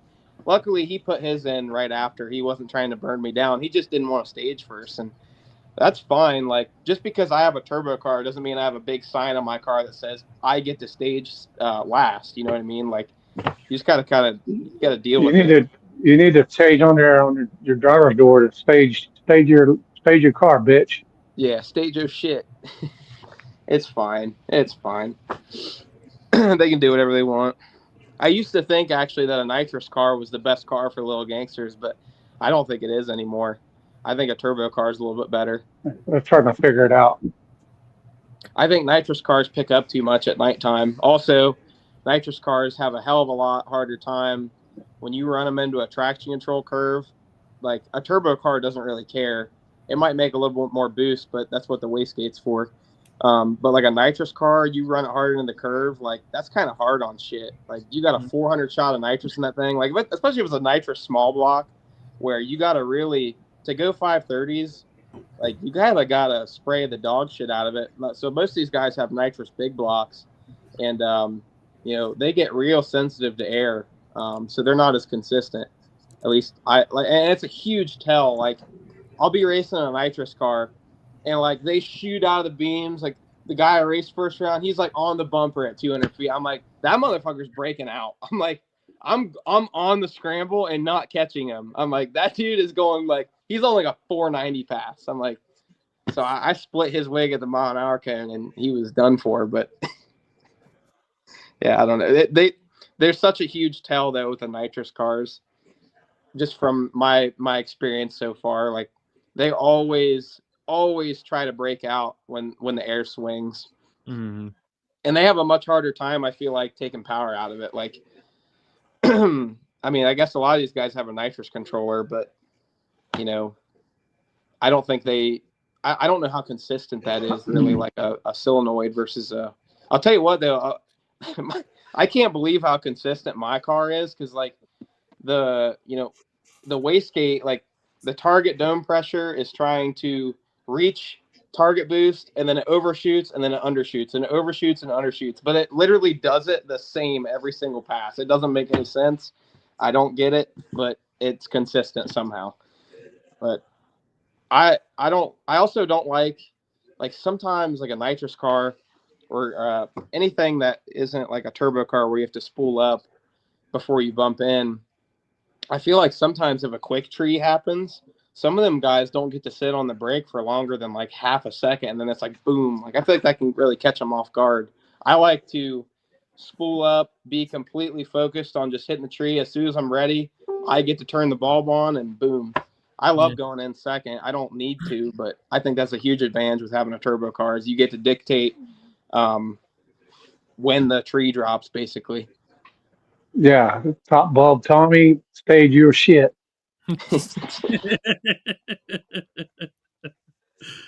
The other thing too is like a turbo car is just you don't like a nitrous car. Like I said, you got to really lean on your shit to run 530s, and a lot of them don't mile an hour, so they have to 60 foot, which is a huge advantage for me. Like I don't have to 60 foot hard to go 530. Yeah, I mean, the worst comes first, you can just roll that shit out the back. Yeah, go ahead, guys. I ain't got to murder my shit out the hole and make it run this number. We're good. Yeah, I think it makes the car really reliable. You're not worrying about, like, I'm only running it on like 25 pounds of boost at the top end of the track for a few seconds. Like, it's only leaving on 8 pounds of boost. It's like the car will just repeat every time. I'm not hard on it. I'm not worried about breaking shit. So that's the best way to go about it. Jesus.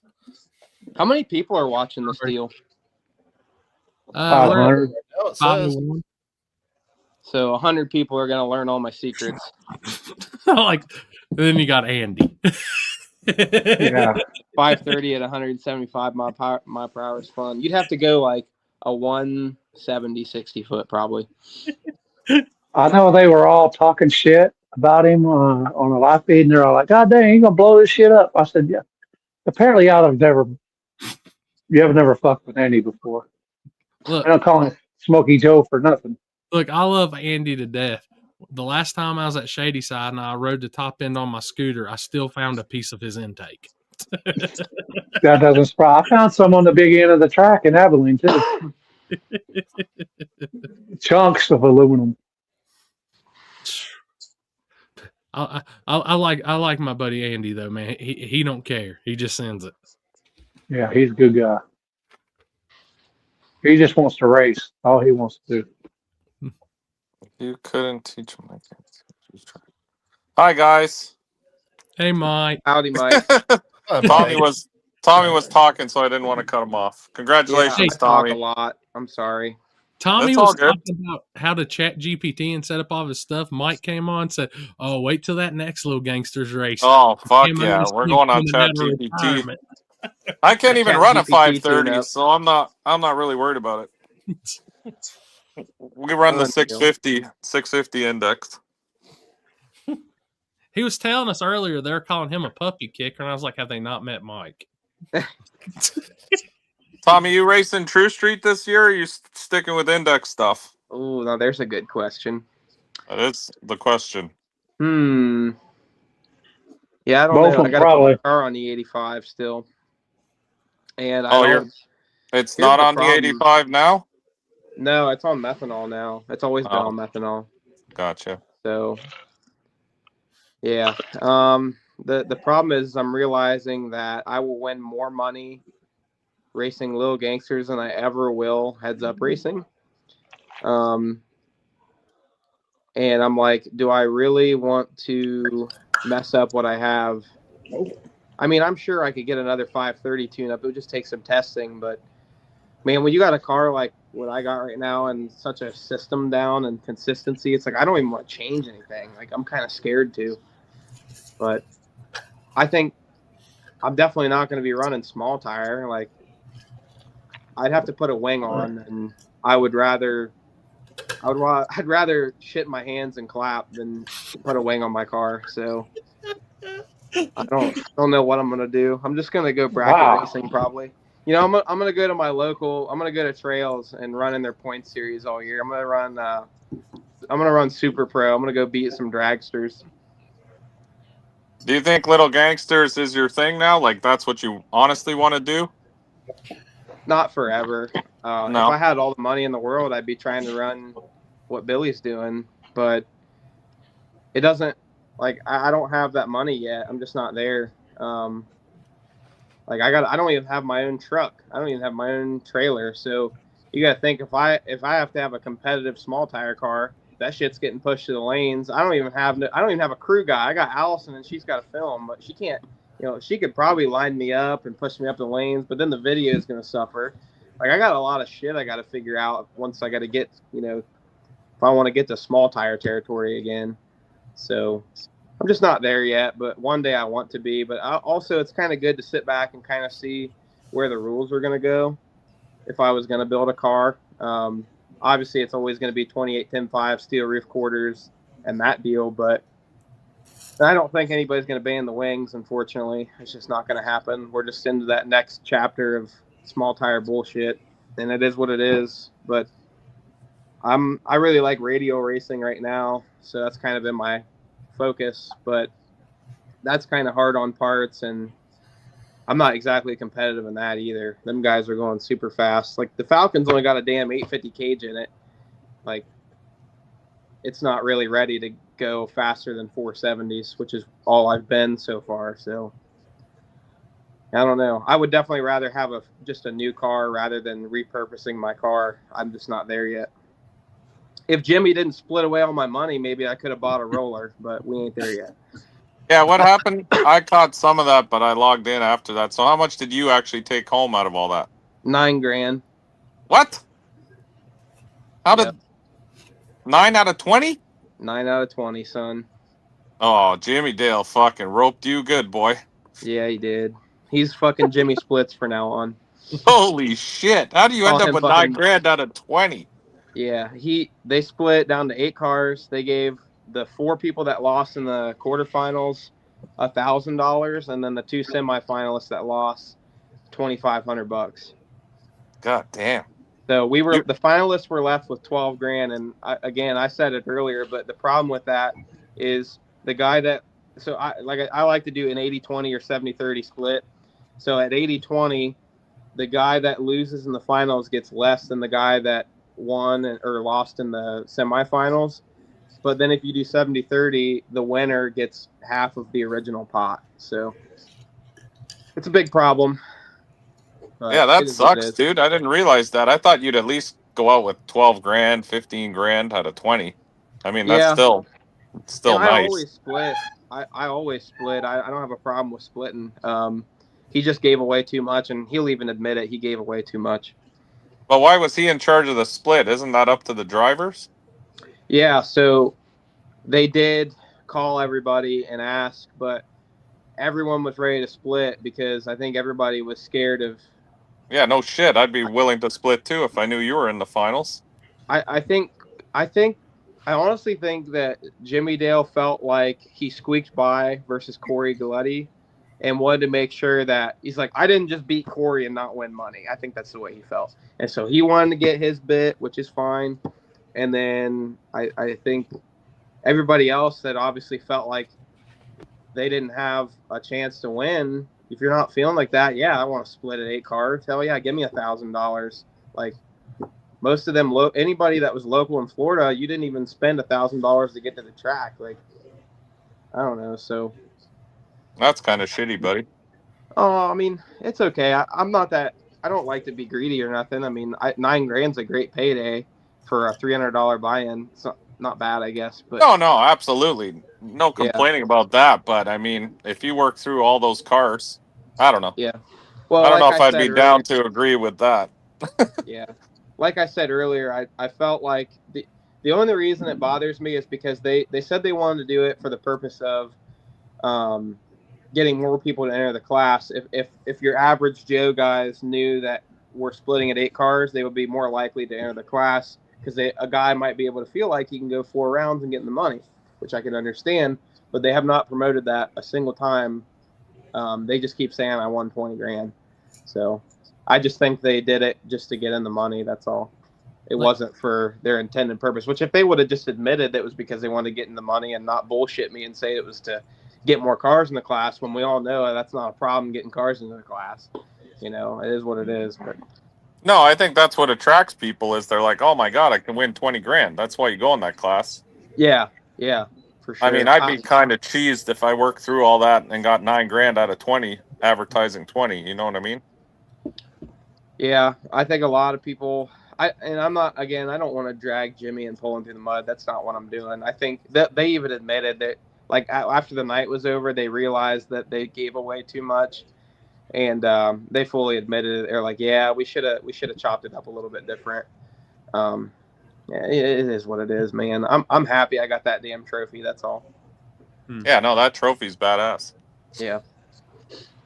It does suck though. I could use the money. I'm trying to save up for a truck, like I said, and I'm getting there. Alice and I are getting there. I'm tired of doing these damn ads on our YouTube channel, our cringy ads. I'm like, I always said, like, if we win, then I'll put no ads on the video, which I'm going to stick to. So this Snowbirds video, we're not going to do any ads.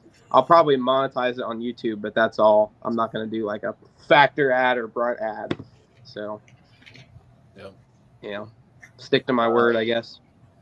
Yeah. He Tommy's in the Little Gangsters deal for the Christmas tree race this year. Hell yeah! I'm to put a Christmas tree on my car somehow. I haven't figured that out yet. How are we getting it down there is the question. Are we just going to go buy a tree? Oh, yeah. We'll buy a tree down there. There's lots at Walmart. Yep. I got to buy a little inverter and everything, too. We're going to do a Christmas story theme. So I'm going to wear a pink bunny costume. And then whoever's lining me up will probably wear a pink bunny costume. And then I'm going to try and figure out how to get a leg lamp inside the car lit up.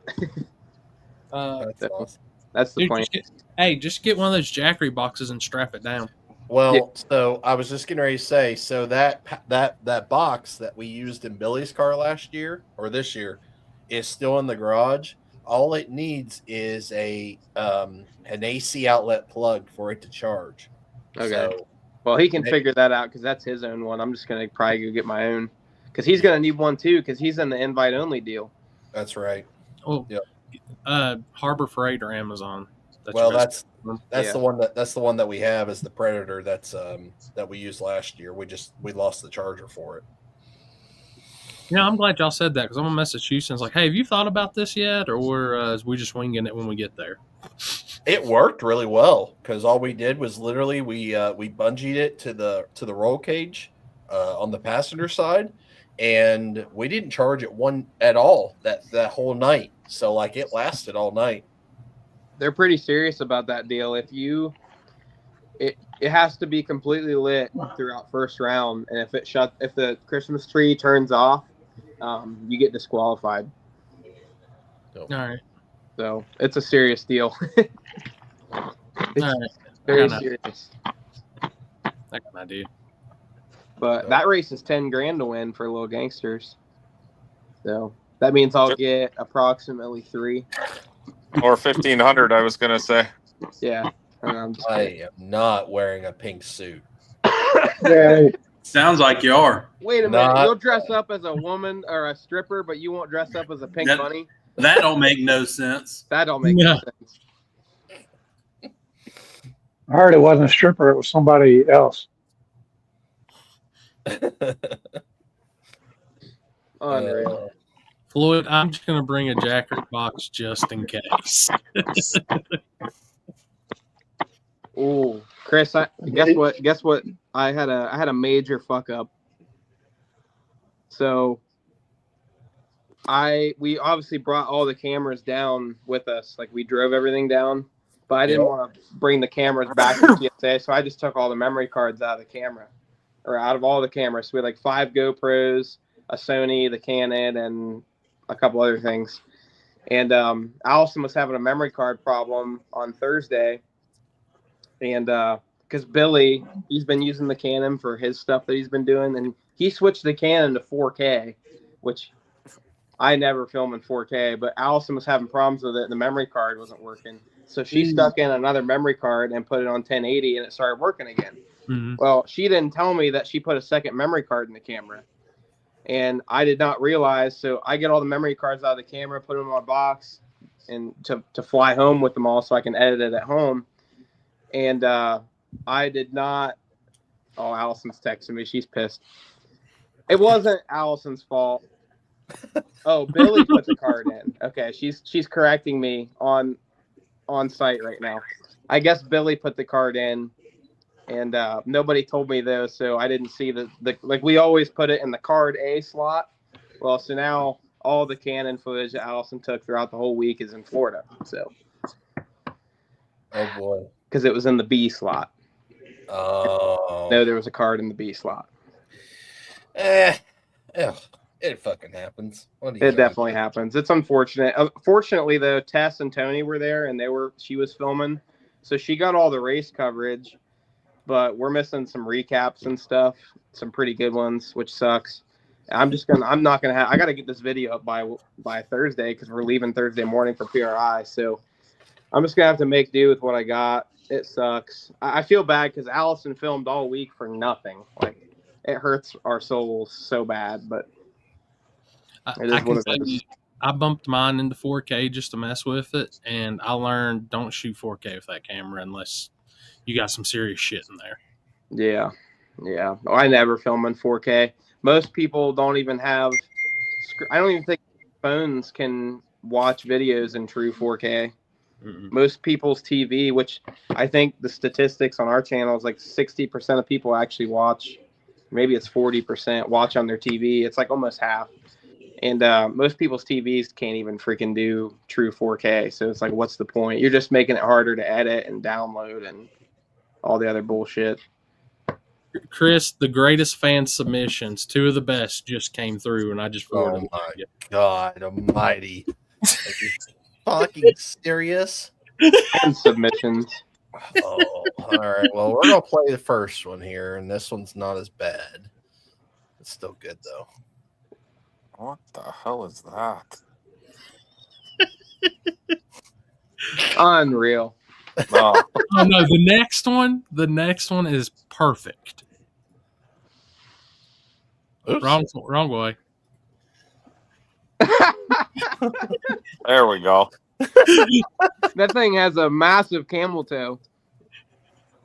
Yeah, all the we're way up Like to a the belly button. deranged Easter bunny. Oh my. good God. Poor guy. Oh, I had to take my jacket off. That was so hot. Unbelievable. good goodness gracious. Oh man. 5 feet cold on the tree. That's Top Bulb Tommy. Stage your shit. I'm gonna tell you right now, if you don't have a Stage Your Shit Top Bulb Tommy shirt out, I'm gonna be disappointed. I'm gonna put a sticker on my car that says "Stage Your Shit." That's funny. But then that's gonna entice people to get more staging duels. What's hilarious though is like I have like a 20-gallon fuel cell. Car does not run hot at all. Does not affect me one bit to sit there for 20 minutes in a staging duel. But like a nitrous car on race gas with like a 5-gallon cell will try and stage duel with me. I'm like, what are you doing? So do you always wait for them to go in first? Is that the issue? Yeah, nitrous cars never want to stage first versus me. And how about turbo cars? We always just go in at like the same time. Like as soon as I hear them spool, as soon as they hear me spool, we I just go gotcha. in.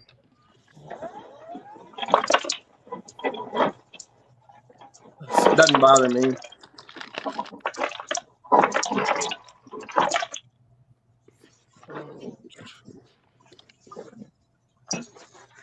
Well, Tommy, will those white doors work for your OBS? Yeah, we'll make those work one day. That must be the guy that gave those to me. I never got his name. He dropped them off at TSR like a year ago. Brandon, you've got other business to focus on.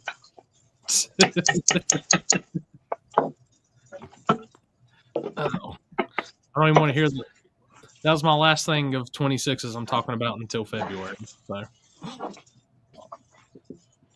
So Nick said that was him that dropped the doors off. Tanner forgot them after PRI. Oh, Shocker. well, thank you. I appreciate it. Those are way nicer than the doors that are on my truck. But they're not going to be because I'm going to take a whole saw to them one day. Because we got to get some weight out of that heavy bitch. Let's see. Floyd said, Tommy, Shane Fitz said, you better not flicker that top bulb. Stage your shit.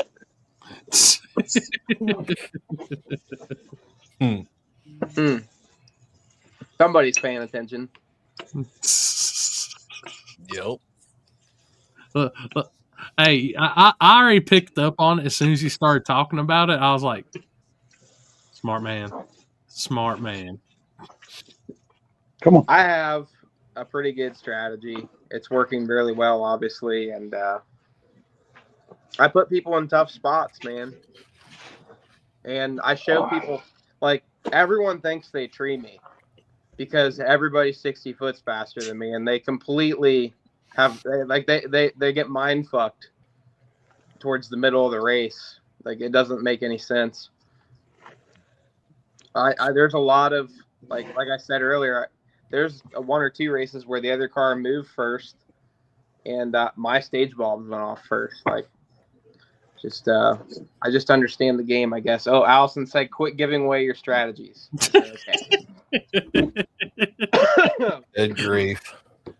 I'm not gonna lie though, I'm probably gonna regret it, but I talked to Jimmy Dale for like an hour earlier and gave away a lot of shit that I shouldn't have. But I told him, I'm like, listen, man, if these fucking bracket racers are gonna come in here and try and take over the class, I'm like, it's either gonna be you or me winning the steal. I'm like, the people that the class was kind of intended for, and that was another conversation we had, was like,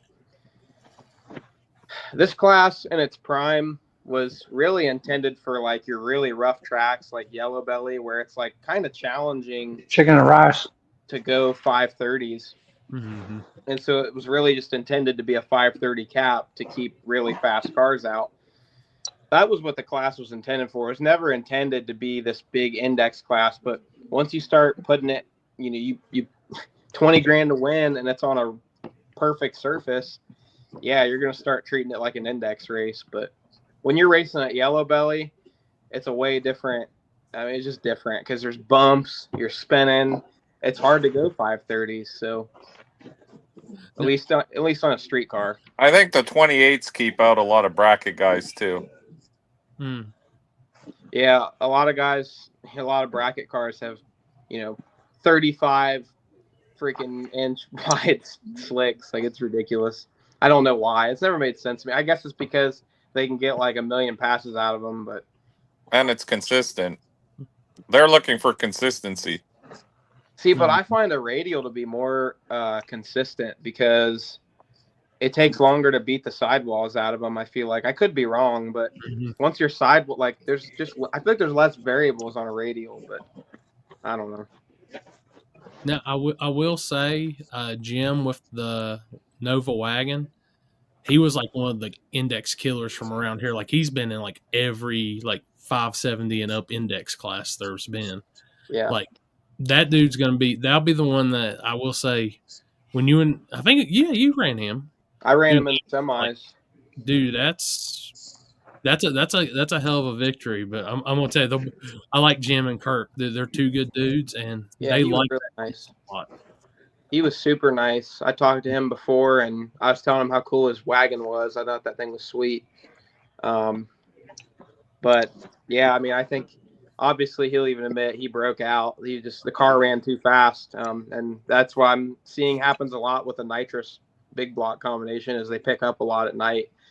And I mean, the air swung pretty good there on Saturday, so it happens. I was prepared for it.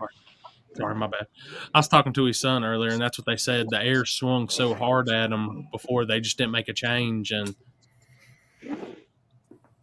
yep, I had a question. He was the only one that left almost even with me, pretty much even with me on the lights. Everyone else I treed, but he was on the light with me, and that was one of my most satisfying races.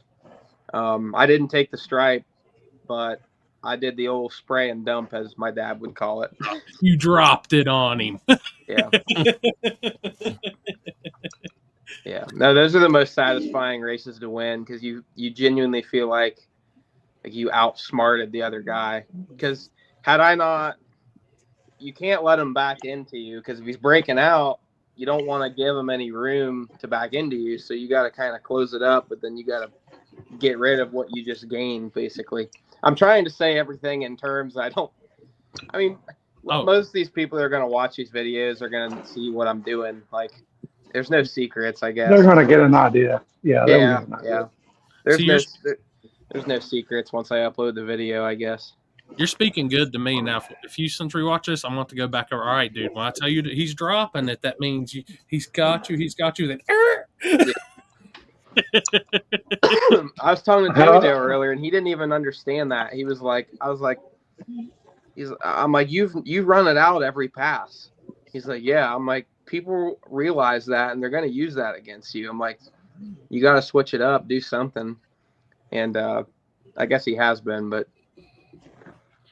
yeah. How's your dad and your mom doing? They're good, man. My dad's at PRI already. He got the 55 in the booth, at the Melling booth. Car is absolutely gorgeous. I can't wait to go there and hang out with everybody and that kind of thing. I've missed PRI. I don't think 2 years. I think I missed PRI last year, which is okay. I don't like going to PRI every year. I almost like going every other. I love hanging out with my friends, but I feel like every 2 years is nice because everything's a little bit more refreshing. You see a little bit more new stuff. But yeah, maybe I can get Miss Vicky to send me some what are them things called with the peanut butter covers, chocolate covers, Buckeyes. Man, I had a dream about some things the other night. I woke up and I was like, I gotta make me some peanut butter and chocolate. Yeah, my mom makes Buckeyes that's like we're Ohio State fan. Well, I mean, obviously that's I don't even know what the hell you call it. I don't know why. I don't understand it. I guess because we have Buckeye trees. I have no idea. But obviously, we're college football fans, and Brutus the Buckeye is our freaking mascot. So it's our deal. We make Buckeyes on Ohio State games. Well, what is a Buckeye though? The actual thing. I guess it's like a nut, but it's not edible. Yeah. Oh, okay. It's just like a nut that grows on a tree. I think it's like useless.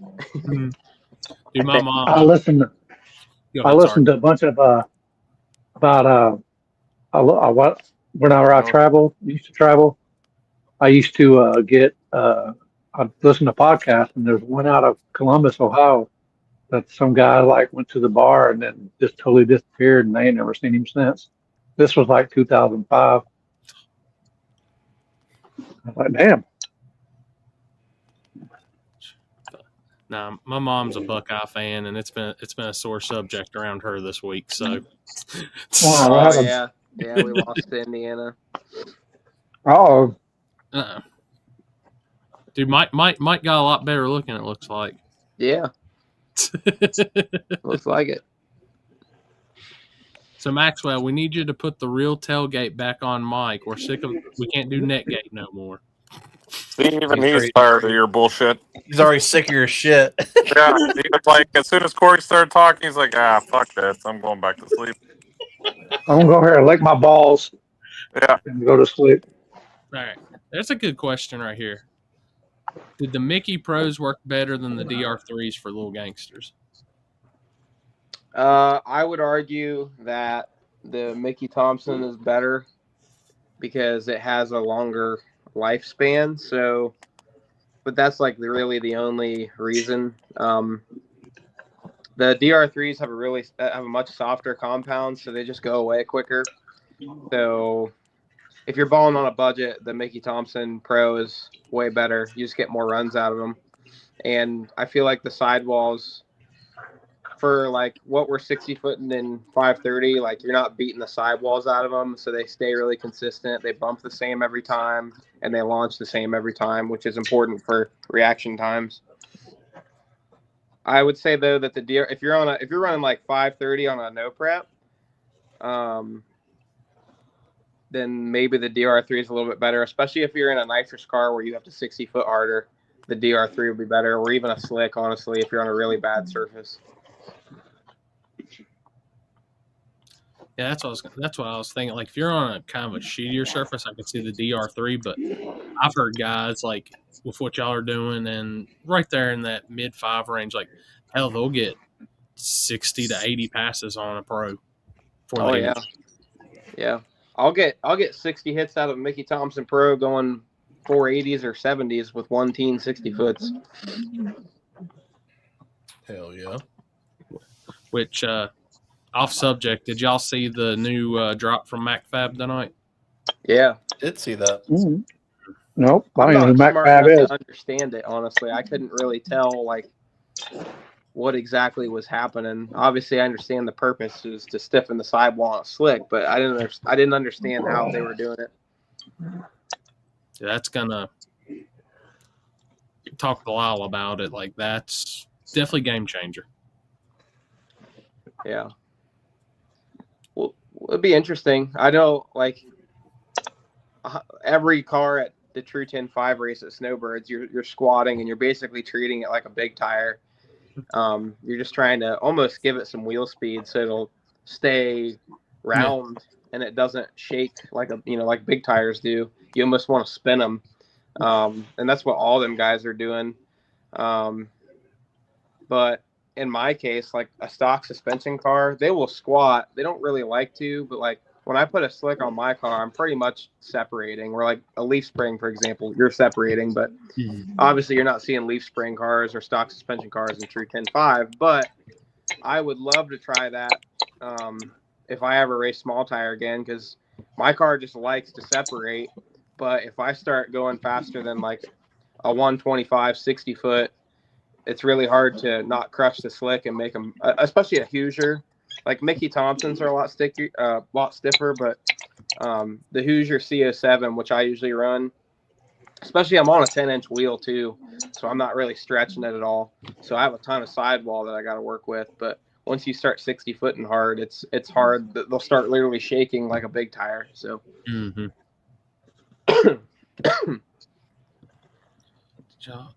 Yeah, I'm almost 100% sure. Yeah, I almost want to try DR3s at a small tire race, like a slick race. I think my car, just because it separates so hard, I think it would do better than a slick. Andy, my car. Yeah, I noticed that, Andy, at King of the South last year. Your car was separating on the slick, which I always go back to that final round, and you see that picture. Lyle's radial separated up in the air. Larry's squatting down. It's like, so which is the best way? Because for years, I'll tell you right now, I would never thought I'd see people separating on a slick that hard. Yeah. I think it works really well on no prep, and like asphalt separating on a slick works really well. Like in a stock suspension Mustang. Oh, dude, it's killer. Like you look at Mike's truck, it's just got leaf springs still. And I mean, I don't, but you usually are on radials running True Street. I don't remember the last time I've seen your truck on a slick, but it acts the same way Billy's S10 does. They all separate, and it works pretty well, at least, but used to before tube chassis cars took over small tire. But hey, I'll go back in time a little bit for the definition of separation on a slick. Pizza King and gosh, he was just on Street Meet with us with the white Camaro. Travis, yeah, those guys on the backsides, like at Darlington stuff, separating with those. I was like, what? Kraken separates like crazy too. His separates a lot, and he's obviously got a wing on his shit, and it just like I think separating with the wings is something that people need to dabble in a little bit more, because I feel like if you separate it, like you're pressing the tire so hard into the ground already, but then when you add the wing and the downforce, I almost feel like the car is more rigid. Like I imagine a car that's squatting is a little bit like the suspension's floating over bumps and stuff. And so I don't know that downforce is getting applied the same way as if it were separating. I don't know. I'm not a crazy chassis tuner suspension guy, but I do wonder, like Billy set up his Camaro to separate a little bit. Like I think he was like, for slick stuff, he's like 85%, which is really common. This is not a secret. Like A lot of people run them like that. But then I think he was around 110 or 105, which is almost neutral for the Nashville race. And he just felt like the wing was doing even more. But I almost wonder if that was because the angle, since the pitch of the car was a little bit different, maybe the wing angle was more aggressive. I don't know. Shit. A lot to unpack there. Oh, yeah. I mean, like we can sit there and like you're saying, it should. Like I honestly think there's more.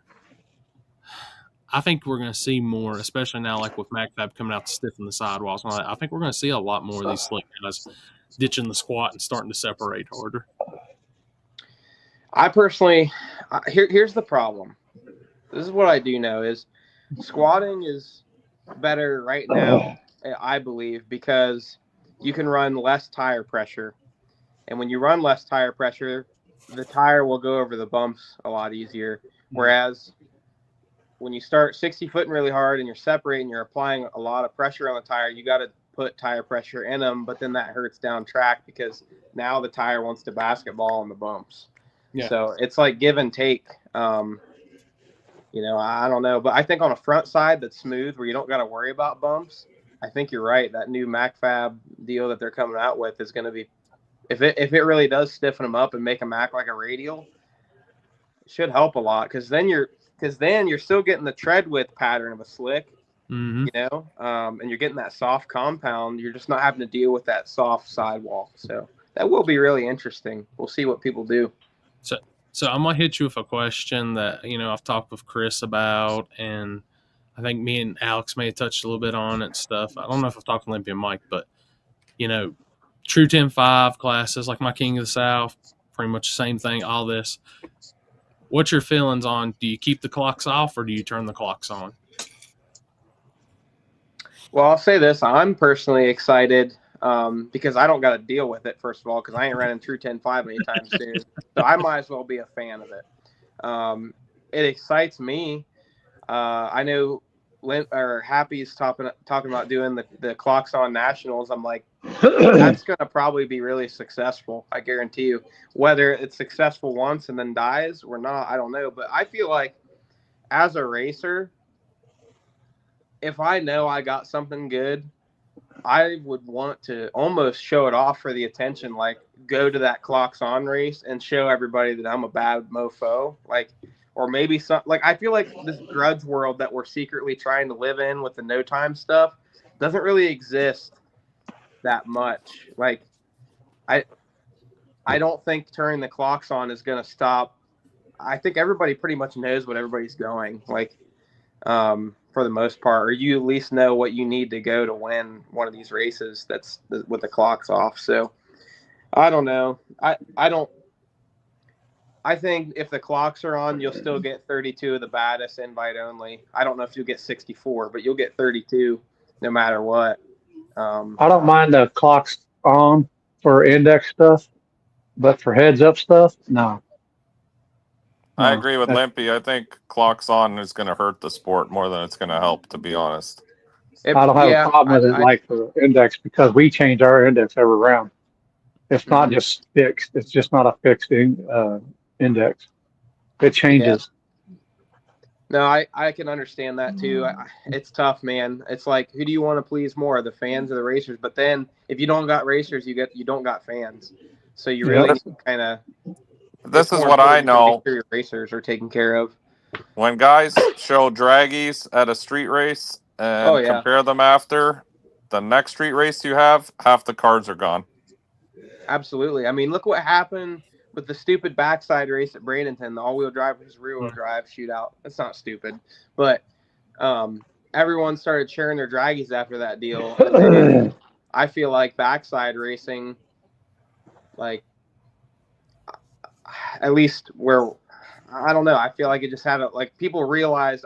I don't think people realize that you could go almost fours on a backside. Like your average guy probably did not think that was going to be possible. And then now it's like, well, shit, I'm not going fours on a backside. I'm going to have to put a wing on my car or try something. But That's the thing. that highly depends on the backside. Let's be honest. Yeah, I mean, for sure. There's places you ain't going 4s at. Like, I'll put as much money as I have on that. Yeah, you're not going 4s on the backside of Orlando. Absolutely fucking not. Not even fucking in the ballpark. Yeah. No. I don't care who you are. You're gonna get no. Wait a minute. No, you're gonna go 4s. It might be to the 330, but you win a 4. Yeah. Oh yeah. But that's the problem. See, there's a lot of. It's going to go both ways because there's a lot of people who also lie and say they are much faster than they go, and then all of a sudden, you know, if you start turning the clocks on, it's going to humble a lot of people that have been talking a lot of shit too. I mean, I'll take the approach with like we'll say with the true 10-5 approach. I know we all know a slip got leaked and then it got deleted and stuff, and then everybody started the clocks on debate and all that. And you know, I'm just gonna go. This is kind of how I feel. Like you have PDRA out there has pro. It is 33, but 99% of those cars that run that, like those classes are extreme back have two chassis and stuff like that. What the fuck is Limpy doing? Chopping up meth? Yep. You want some? Jesus I know you Christ. work. I know you live in Bonita Springs. Hey, I do not. Oh, did you move? Yes, I moved. I'm in Jacksonville now. If anyone's looking for me. Oh shit! But, Even worse. Just kind of like talking with that, like seeing like with this weekend they had Pro 10-5, which is the same thing as PDRA, Pro Street, Outlaw 10-5, et cetera, et cetera. Like if those guys want to show times, I think they just need to bump up to that, and then run that bigger tire, put the bars on, whatever. But or if they only half of them don't even run the bars. But that I think needs to be like the time showing class. I honestly think with the 28s, it's going to end up hurting before it helps. I agree. And I'm not saying that because I'm a promoter of it and worried about money, but I'm looking at like the longevity and the love of the sport. I think keeping that I have this feeling of keeping it that the secretiveness and keeping because people were enjoying it and people liked it. And you know, your brother posted the one status and I put on there. I said I think it'll hurt it, and some people got on there like laughing about that, and one was talking about the fans, and I threw a picture that Whitty took, and I was like, dude, I have no problem getting fans for like King of the South and stuff. Like, I think once we cross that threshold, it's gonna diminish a lot. Okay, so what do you guys think about Happy's your boy? Happy's about to throw clocks on nationals. How do you feel about that? I 100% disagree with the clocks on no matter what. Even friends, no friends, I'll 100% disagree with it. I know if we turned the clocks on at a Mockley at one of our races, we'd lose half the cars right off the rip. I didn't know what you're talking about with Happy. He's been posting about doing the clocks on nationals for like the true 10-5 cars and stuff like that. What's that, Edgewater or Ed's, whatever it is? And I don't know the track. I don't think he said the track yet, but like I don't know if there's that one by Jason and them, but they run that whatever it is. I'm the type of person we can disagree on points and still be friends, and like even with that, yeah, like, no, absolutely. Agree with it. I just wondered if you guys try to talk him out of it. You ain't talking Happy out of shit. Yeah, it's true. Yeah, I just you know, I think it takes away like there's still some excitement, especially with the betting and the things like that, and I'll be first. You probably have a lot less bettors. Like if you know what one guy's going and the other guy's going, like man, you probably lose a lot of gamblers. So I never thought about that. That you'd lose a lot of gamble. Hey, and by the way, I need somebody to make sure if David Ray is at US Street, somebody make sure that man has a tuxedo T-shirt on or something the whole time he's on the line, since not having a T-shirt on is a safety issue. Just get him a T-shirt that looks like he doesn't have a T-shirt on. Yeah, dude, that was hilarious. Because what are y'all talking about? They even announced it. Like, yeah, they so told. Go ahead. No, go ahead. You share it. No, you tell it better than I do. You're more professional telling. Yeah, so obviously, you know, David Ray, you know, he he doesn't know what a shirt is. I mean, that let's be honest. If it's hot, yeah. Yeah, if it's hot out or if it's nice out like that, he don't have a shirt on, you know. And apparently, the people at Bradenton didn't think that was very of a like a code of. They said a code of conduct. Yeah, I think is what they said, and they said for the safety of the racers that he had to put a shirt on to be back on the starting line. Huh. He scared them all. Dude, I told him, I said, man, if you ain't at King of the South with your shirt off, waving $100 bills in front of the cars, I don't feel like it's that hype. I feel like I'm doing something wrong. Yeah, that's funny. Dude, I'm gonna tell you, we're gonna have the Top Bulb Tommy Stage Your Shit shirt. The David Ray, I've got a shirt on. It's just how I look without a shirt on shirt.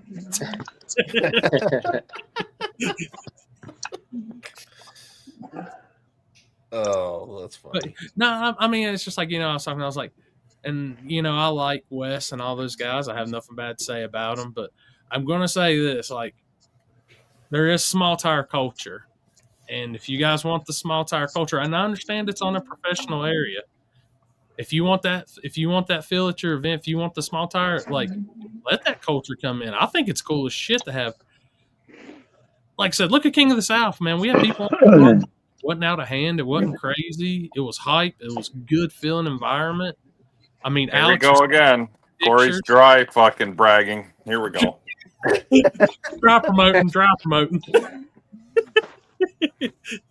Hey, I done heard Top Bulb Tommy is supposedly making an appearance. I can't at Shady Side this year. I can't say why. See? He's making There it is. Sounds like there's a little gangsters class. Or, if it's not called that, then it's probably something else. Safe to say Tommy's going to be at every little gangsters race because he's been on a fucking roll with it. I don't know why he wouldn't be. I know it. Trust me, if I had the money to build a freaking real small tire car, that's what I'd be chasing. Quit splitting with Tom and you will. Yeah. Yeah. Facts. There can only be one Tom, and it's Top Bulb. And I've known Tom since he was fucking shit and green. And he's been the same forever. I saw. I was kind of jealous. I saw they had a. It was a 750 class at Bradenton this weekend. I said, I should have drove my car down the week before and went down there and then raced that following weekend. No, you didn't. Let me tell you what. These big races, dude. The index guys, they're there. They're there to keep the track warm at the later rounds and to literally, they do not care about 650 and 750 index. They will hot lap your ass. They'll make you run at 8 in the morning and we'll see you again at midnight. Yeah, they're gonna run you at 8 in the morning and they're gonna run you the last 4 rounds at midnight, back to back. So dude, that's probably one of the hardest classes to run because you're just sitting around all weekend, just fucking miserable. Yeah, you thought you were running index, but you're really running the grill that weekend. Yeah, you're running the grill.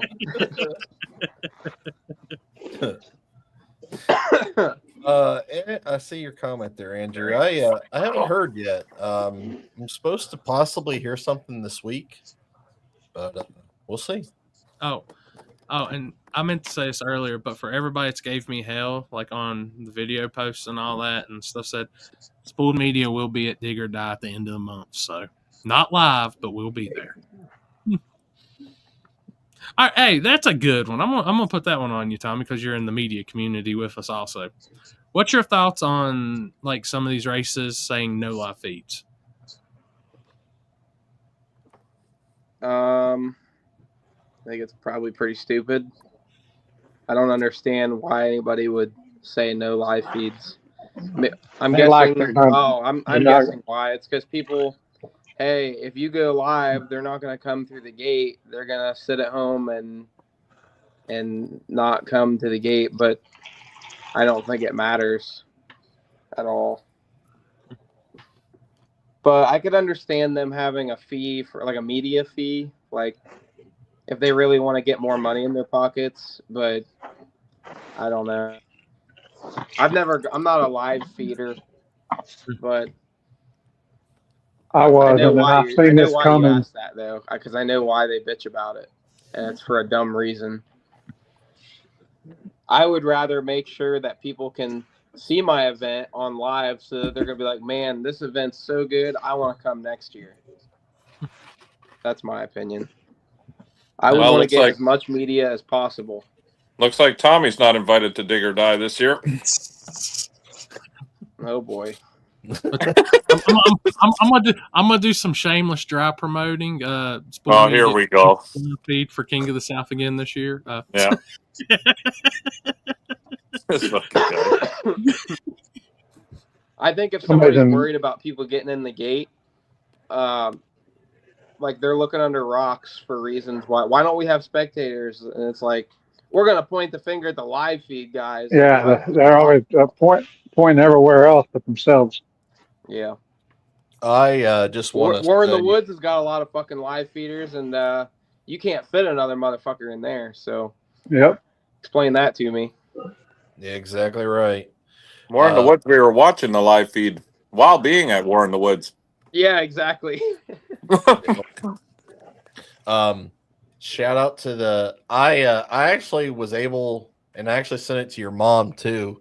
A live feed from this weekend that somehow wasn't being, I don't want to say this.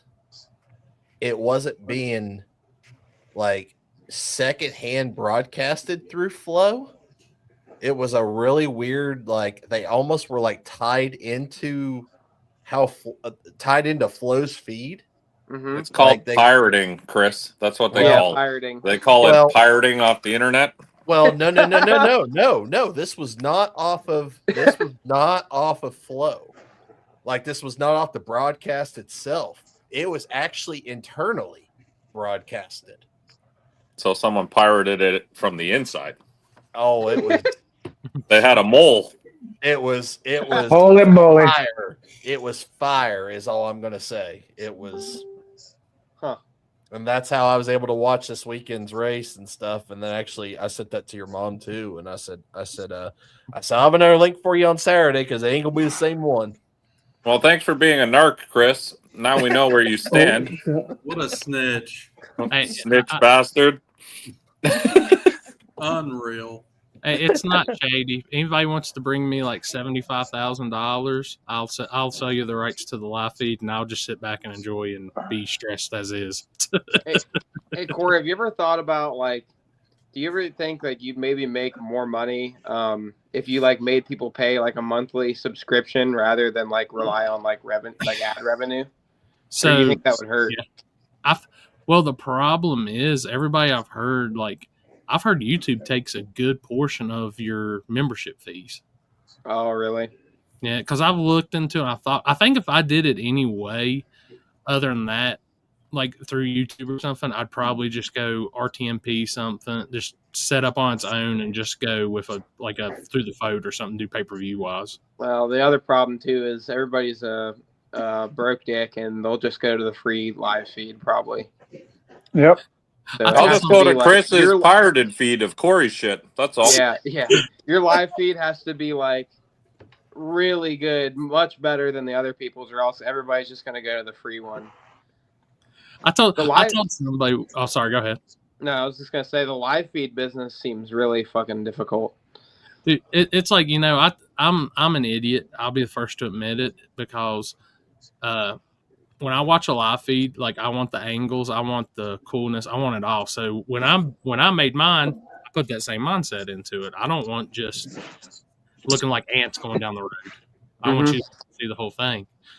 And with a lot of help from Limpy getting my stuff set up and teaching me what I needed to have and everything, like I think I was talking with Chris Tucci about it. I said, man, I need just somebody like on a stand, like just up there, just following them down. And I said, be fine. Because 99%, I mean, you've seen it. I'm by myself. So Yeah. I've got unmanned. I'm doing something else too, this, that. But I think I could challenge. I've got a pretty good mindset, and I've got more gear and equipment I think I could do more with. It's just right now I'm just down on people, but I've been talking with a few people, so I think we're going to really step up the King of the South coverage this year, though. It's going to be something different. So, man, I wonder what it costs to get somebody like Flo or Freedom Plus into an event like King of the South or like War in the Woods, and like I wonder if they split that with the event people. Like, so I've heard some things that's not as sweet as a deal as people make it out to be when they're advertising it. But I don't want to say nothing because it could be just hearsay. But I've heard some things that, and I've worked with some tracks that's worked with them, and they've told me some horror stories. So, not with Freedom. I haven't heard which. I've got buddies that work for both of them, and I'm not hating on them or nothing. It's just what I've heard, and I'm like, Freedom Plus that's Cletus's deal, so they kind of just stay to whatever they're going to. But like Flo, and I know there's another one that's a lot of people don't like, or maybe it is Flo, but I don't know. Who's usually live for World Cup? It's always people bitching at World Cup. Flo. About It was Flo. Flo. I mean, I watched Flo this weekend the whole time since I was laid up on the couch watching the racing. I'll say they did a pretty good job. Yeah, I didn't have any complaints. I thought it was pretty good. It's just some of the stuff I've heard, like when the relation of the business and them doing it, it's kind of like, And I've always been the type too that's like, I want to try to keep it free to where I'll put it this way, like King. God, Mike's gonna hate on me again. But King of the South, Here we go. Nobody, I couldn't let another soul in that place. Yeah. I mean, at that point, watch the live. Their only option was to watch the live feed. They were waiting on, if 2 people left, they let 2 more people in. I mean, yeah. Hey, what's your guys' opinion on events that use the FOAT to buy in?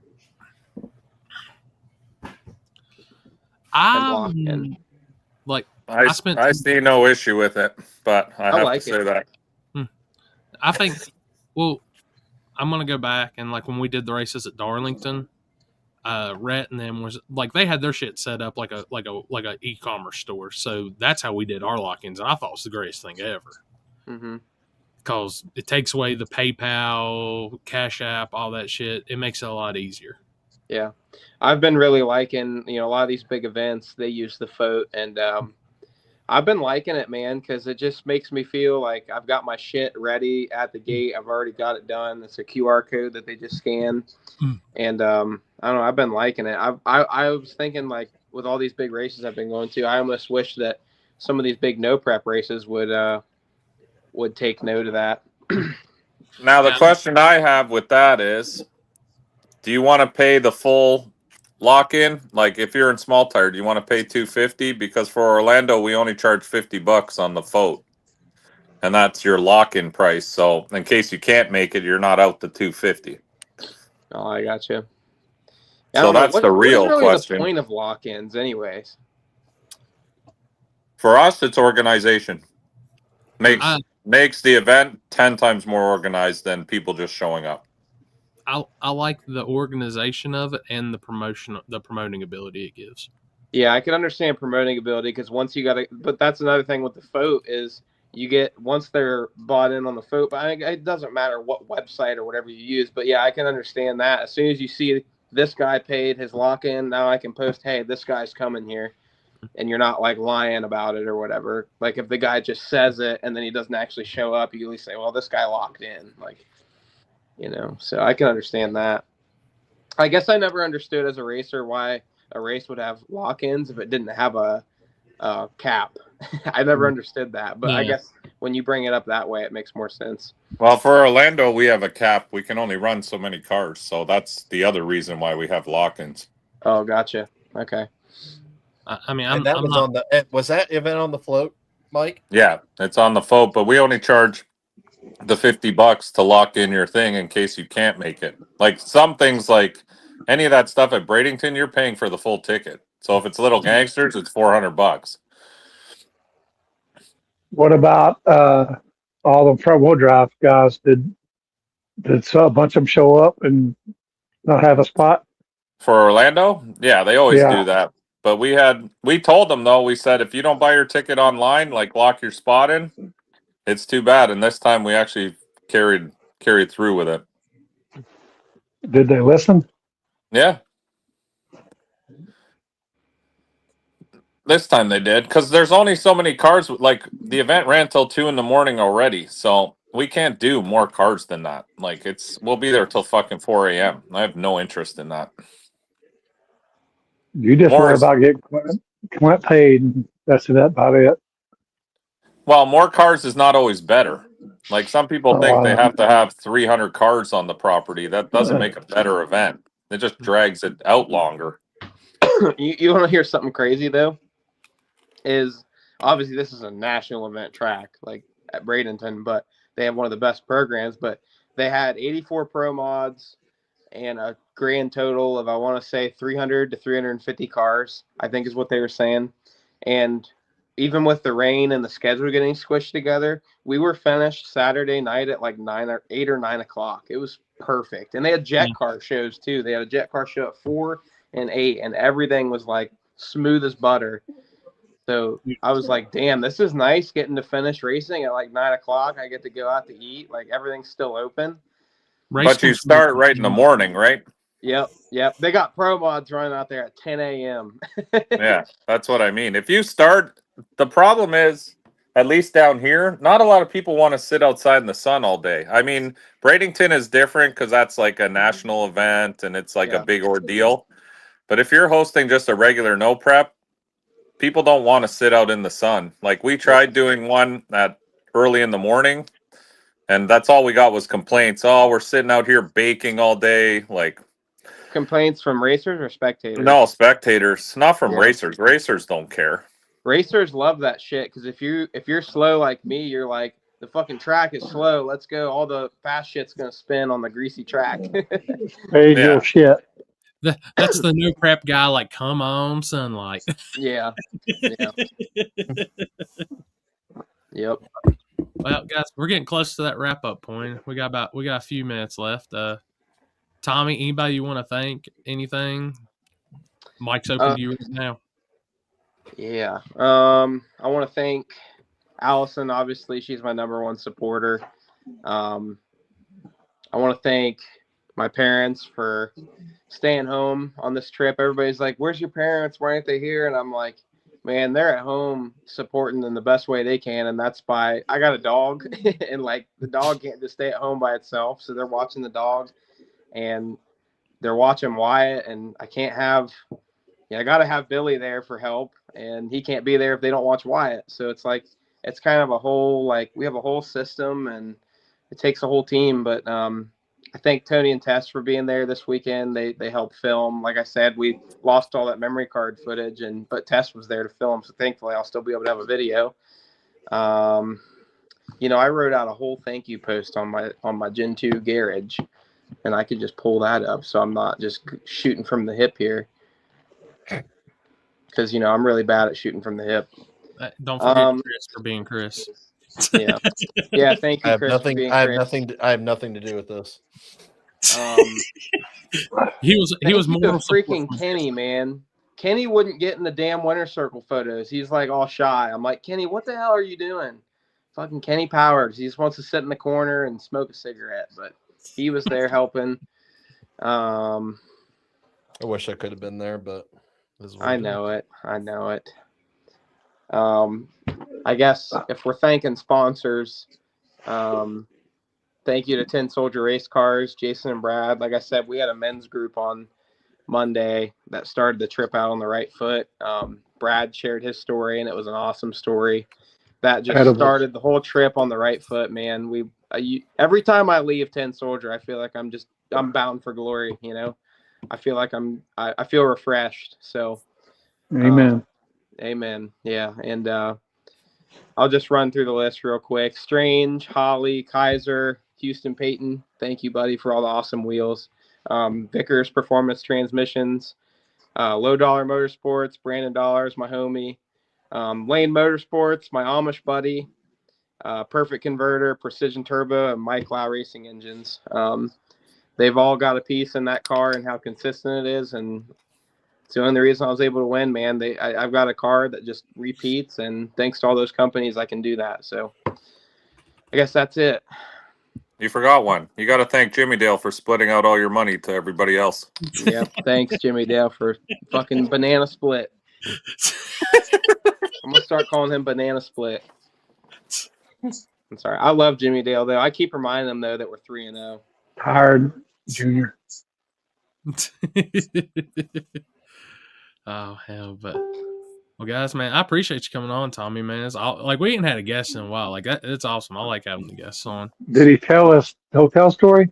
Yeah, let's get that before we go. Now, what is your truly worst hotel story before we go? Oh, it was this weekend.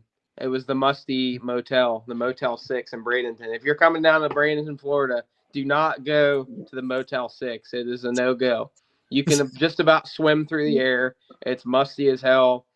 It looks like people have been shitting all over the beds. Like, it is not good. The shower floor was like crunchy, like you felt like you're gonna fall through the floor, and the shower did not drain, so it was just all bad. I sound like a Karen. I should go on Yelp and leave a bad review and tell them how I really feel. I tell you what, though, man, if you don't care about that shit, it was cheap as hell. You got like 5 days. Oh, wait, Allison just said worst hotel story is in the back of the Suburban. That's a good one, too. We were on the way back, I think from New Orleans, from the pad like 3 or 4 years ago. And we just drove straight through on our way home. Like, we didn't have the budget to just stop at a hotel. But, like, we have all this shit low down it was my mom's Suburban and the open trailer with the S10.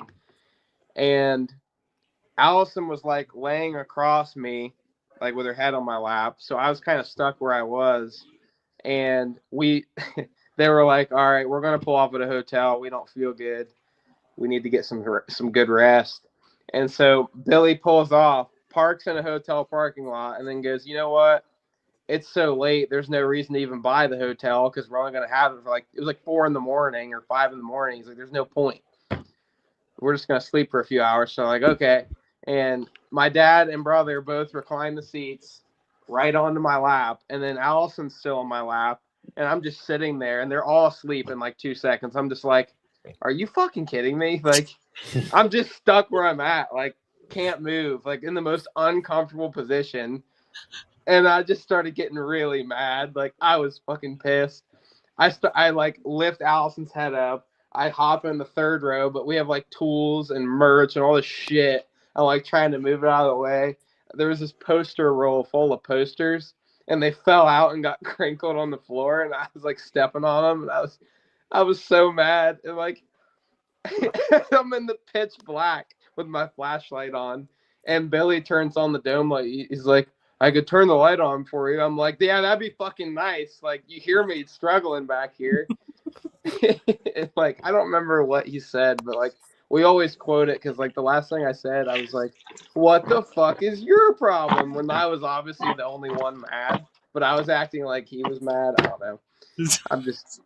It was a whole deal, but I was so mad, dude. It was like I totally got blue balled because I was so tired. I just wanted to go to bed. We pull into the hotel parking lot, and they're like, you know what? This is good here.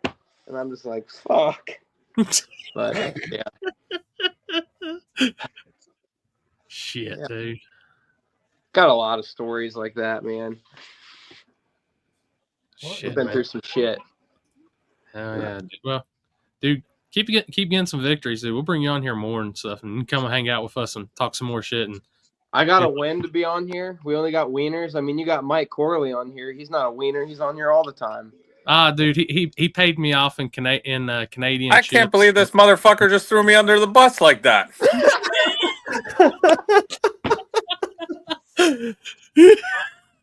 Jesus. You know what?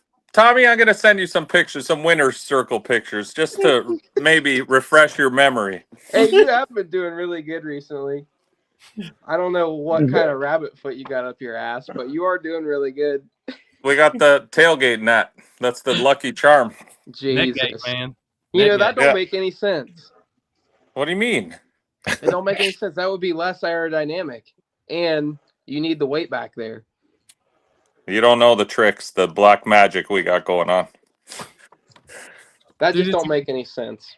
It's a Canadian S10. I mean, Yeah. You were too young to be rolling in low riding S10s back in the early 90s, so you just don't get Okay. Yeah, you're the right. mesh. I'm old as shit, dude. Chris, I don't know about you, Limpy. I don't know about you, but I hear a grudge race brewing between these two. That's what I heard. I'll grudge Oh, race no. Tommy whenever he wants, anytime. I'll fuck you up in my full size. Yeah, no, but Yeah, it's gonna be the truck on truck crime. Yeah, it's got to be truck on truck crime. I ain't racing no fucking ultra lightweight Falcon bullshit. Buddy, that thing is like, I don't think people understand this. At Cash Days at the Hill, that bitch was like 3,500 pounds with me in it. That car is heavy. I only race trucks. Well, good thing he does have an S10. He can bring the S10. He can bring the full size. He can bring his brother's S10. I don't give a shit. As long as it's a truck, I'll race him. Damn. It's Damn. brutal. You'll in race this my place brother's now. truck? I'll race any truck you got. Whatever Or you do want I to gotta bring. drive it? Yeah, of course. We're racing each other. Oh, all right. I'm slating it right now. It happens on the street. Chris has to flag it. No, now has you to already fist you bump can't it. do that. I'm fucking sponsored by Holly now. I can't street race. Oh gosh. Well, Okay. a closed circuit in Mexico. There we go. Yes. How about if we say we rented the street per se? You can't even do that because YouTube will flag it. Ugh.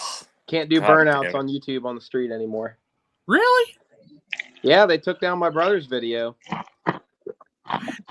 Well, Tommy, if you're in Florida in March or whenever, and you want to come to a Mockley, we can race whatever trucks you got.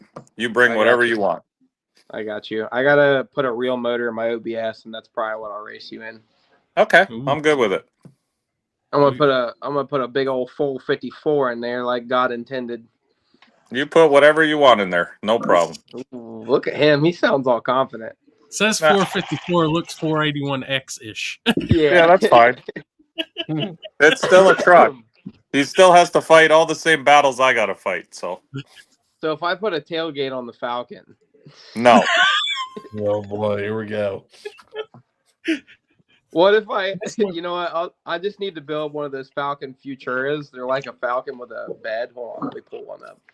Hey, you know what you need to do? Just go buy a net and just attach it to the wing, and then you actually technically do have a tailgate. There you go. It does go up and down. I'll allow it, dude. I'll allow it. Of course you would. Oh shit. Hey, what's the fastest your truck's been, Mike? Oh, 630s, 640s. Yeah, that's what I was gonna say. Yeah. God, get the boots out. It's getting deep in here now. But seriously, have you ever had that thing on radials and like took all the weight out of it or anything? I've done some shit with it. Yeah. I guess you're gonna find out when you bring that full size down. Yeah, I'm gonna get clean run over because that thing's like 5,000 pounds. But I'll try anything. Like I said, you bring whatever truck you feel like bringing. Yeah, it takes like 4 seconds to spool. By the time I'm going across welcome the to mile-an-hour cone. So we'll spool together then. Perfect. Yeah, there we go. You'll probably suck the freaking air out of my. Stage y'all shit. Stage your shit. Tommy and I are gonna have a fight to see who takes longer to spool and then not on purpose. Oh, you taking a long time now, Mike? You're taking a long time now, Mike? No, now it's better with nitrous. It's quick. What happened? We lost him? He got a phone call. That or called or his phone died. It's about that time anyway, so we're on wrap up. So, guys, it is PRI week. I was going to say, we haven't really talked about PRI, really. So, yeah, it is PRI week. We will be floating around PRI. I don't know if Mike will be. Limpy, you said you're missing PRI this time? Oh, he's back. Oh, he's back. I think he is. Yeah, there. All right, Mike. My other Mike called me. My Amish Mike. Oh, I thought Billy called you to tell you to load the S10 up. I was getting ready. That motherfucker's still broke. Oh, That thing don't even have a motor in it right now. He's trying to put it on the 85 and put a single turbo on it and turn it back into a True Street truck. So that's right up your alley, Mike. oh, I can't wait. Bring it out. Buggy Springs for the win. That's true. Leaf Yep. Springs for the win. All righty, I'm blowing this popsicle stand. All right, buddy. We've been on here for 2 hours and 40 minutes. You got everything. You got everything. You guys got everything you need. Oh no, I got to get some more out of you at PRI, but I got to do it in person. So. Oh, okay. Yeah, I blabbered this whole time. I apologize. Once you get me going, I can't really stop. Oh, it's dude. I mean, it's good because I'm sure people are sick and tired of hearing us talk. Yeah, Oh, that's not true. Chris, you know you're the best. Shit. You're like the red Power Ranger. The green Power Is that Ranger. the gay one? Red one. No, the yellow Oh. one I think is. I don't know actually. Now, who's on the AI image generator thing? Because now we need a picture of Chris in a red Power Ranger outfit. Oh, I can do that. Message. You know what, Wait, Mike? wait. We need to your have WC, like just- the entire table crew that's usually on. We need to have somebody come up with like everybody's a color Power Ranger. That needs to be the home screen. I feel right now like I'm right inside of Limpy's mouth. I don't even. I don't Somebody even. did that one. I don't know what the Power Rangers. What the fuck y'all talking about? You don't know what a Power Ranger is? Guess not. Is that a Ford Ranger? It was like a TV show in the late 90s, early 2000s. Oh no, I was already working man by then. I didn't watch cartoons. I was a kid. Tommy, I don't know if Tommy's even old enough to, like, he knows Power Rangers, but I'm pretty sure he watched it on like retro TV or something. Probably, yeah. What the heck's this? They actually, they still got Power Rangers today. It's just not as cool. It's all woke. What's this picture you sent me earlier of us outside the PRI Convention Center? I got sent that one too from fan submission. I have a fucking loaf of bread in my hand. A bag of food. That's Chris's lunch for the week. Dude, that motherfucker, he'll just be eating bread at like midnight, just loaves of them out of the container. He's the bread bandit for sure. He drops the butter on his chest and then he slowly licks it off. Anybody in the comments coming to PRI, if you bring a loaf of bread for Chris, Texas toast, or as we call it here, toast. I definitely probably might need that for soaking up all the alcohol I'm probably gonna drink this weekend. Y'all going to strip club? I don't know. Wherever the night takes us. Are you going to split delinquents? Are you going to split the pot? He's gonna shit the pot. I don't doubt that at all. Y'all are gonna go to Fogo de Chao and shit the pot. That's what you're gonna do. Oh God! I tell you what, Fogo de Chao. I went there once. I'll never go again. We went there and I was $300 on like 6 ounces of steak. Yeah, I was like, what the hell? Shit's and rough. then they're trying to rush you out of there so we can get some more people in there.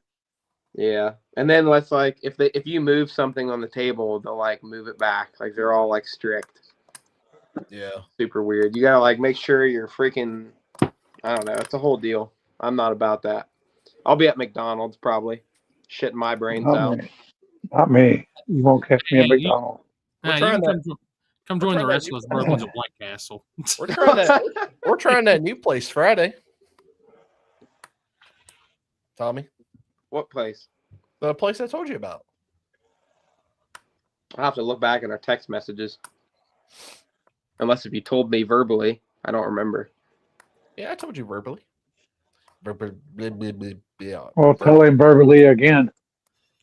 Oh, Oh, it's never gone mind. again. there it goes again. Hey, Mike, does your comment sharing and everything work now? I don't know. Does it? I haven't even tried. I I mean, thought I was locked out. no, you're good now. Let me see. Oh, look at this. Oh man, I feel special now. After weeks of bitching in Canadian, Mike You finally gave me access? Yeah, he got access. I got access. Watch. Next time, off again. You tell me 2 minutes before you're gonna log off, so I have access for 2 minutes, and then fuck me next time. Tommy said that Billy called again, but he said thank you and goodbye. Oh, good deal, good deal. But like I said, PRI this week, people. I'll be floating the floor. Chris will be floating around the floor. At some point, I'm stopping because my back's still knocked out of whack, so I'm going to sit down for a little bit. So I'm gonna try to get Terry to come out next year, but if I do, we really do have to do this table at PRI. I don't know how much a booth costs, but even a little one, let's do that. I'll sponsor some of it. Deal? I'm in. I don't care. I've been I got 20 bucks. I've been vocal about it for a year. Like, I think if we all chip in a little bit of money, it shouldn't be an issue. And We've been saying that for 3 years. I'll try to get some sponsors too. I don't even know the price on it, to be honest with you. I don't think it's that crazy. Honestly, I think it would be cool to have just a spot just to be there. And if we're That's done, what I mean. Just like a 10 by 10 or 10 by 12 fucking area, whatever. yeah, a 10 by 10 is the cheapest. Yeah. It actually. Let's see, what is 6? Yeah, if you do a 10 by 20, if you do a 10 by 20, it's. I mean, you get a little bit of a deal, but it's not like it's a substantial amount more. Because I think it's like Chris, 30. what? I think it's like $3,400 to do a 10 by 20. Oh, whoa! Let's go back to the 10 by 10. A 10 by 10 is about $1,800. Where's the hallway? That's reasonable. And that's in the hallway that's with the comfy chairs. It's probably gonna be in the hallway or the conference center, one of the two. That's fine. Wherever. Hey, Where we can sit down. Yeah, exactly. We'll figure it out, but yeah, for sure next year, 100%. I'm gonna try to get Terry to come with me too. So, dude, do they allow people to cook on the inside? Terry can cook us some food while. Oh fuck yeah! I'll bring the Blackstone. We'll drive there. I don't give a fuck. They gonna bring some Wagyu? Oh, he'll bring some Wagyu for sure. 5 minutes into us, the fire crew's there spraying us down with fire extinguishers. Yeah, and kicking us out. Money gone. And I'm biting people who's trying to steal my fucking Wagyu steak from me. Yeah, let me cut your arm off. But I'll be there Thursday morning, bright and early. Chris, Thursday morning. I need to be there tomorrow, but I don't really have a place to stay, so I'm working on that. You check with Julie? I have not. I should have. I actually should have asked Jeff. Or hit up Jeff. Don't you have like a bread spotlight you can put in the air like Batman, and then all your fucking bread horse come out of the woodwork? I mean, you would think, but apparently not. You got to do better, Chris. I know. Hey, there you go, right there. Dan even said he'd pitch in on Boost Space. There you go. It's our first sponsor. Oh yeah. 2026 will be the year that the table finally gets the booth. I'll put in 500. So you guys figure out the rest. Okay.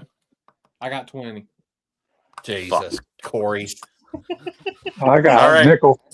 All right, fuck Corey. We'll do the Sunday night shit show live from PRI. Hold up. I got this, Mike. If you want to see us, make sure to come and support the 9th annual Strange Engineering Ronnie Buff Memorial featuring the King of the South 3 at Shadyside. What We the need to make fuck does that have to do with the booth? Because if that makes money, I can make money to afford the Oh, I got you. Oh my god. Another- Dry promote again. Another dry promote right there. There you go. Extra dry. The one person I'm going to expect to pick up on it, Mike's like, what? I was confused for a bit. I'm like, what's he talking? How are we going to make money like that? No, I'm making money to make money. That's how, it's the you know how promotion works. Yes, I understand. I saw Oh, Mike. gosh. I saw Mike leaving Orlando the other day. 27 bank bags, and he had the truck following him. Yeah, I I confirm I didn't see that. Yeah, Chris was there. That's the rumor mill. I'm just saying. He saw how much money I had because I handed it right to him. But also true. Awesome, guys. So good show tonight. I enjoyed it. I enjoyed having Tom, like I said, Tommy on. It's fun having guests and shit like that and talking. Yeah. Limpy, dude, hold it down for us down there in Texas as always, man. Be ready for I'm next trying to hold down something, trying to hold down me, I guess. Hey, we all holding you down from a distance, no matter what. We love you, Uncle Limpy. Stay strong. Love y'all too. Love y'all too. Oh yeah, Mike is gonna be Mike. You'll see him again Sunday night on the shit show. Yeah, featuring Terry. Featuring Terry is right. Actually, we have some big news, but I can't let it out yet. But you'll have to tune in Sunday to hear that. Sunday. Sunday. We're back on Sunday, not Mondays. If anybody's out there at PRI and you see me and Chris, come say hey. We'll be there Thursday, Friday. Appreciate it, Jet. All that good stuff. So Have fun this weekend, boys. Awesome. Yeah, we'll try. Awesome. Thank you guys, and we appreciate everybody always is tuning in. And y'all have a good Tuesday night. See ya, everybody. Love y'all. Love y'all. See ya, boys. See ya.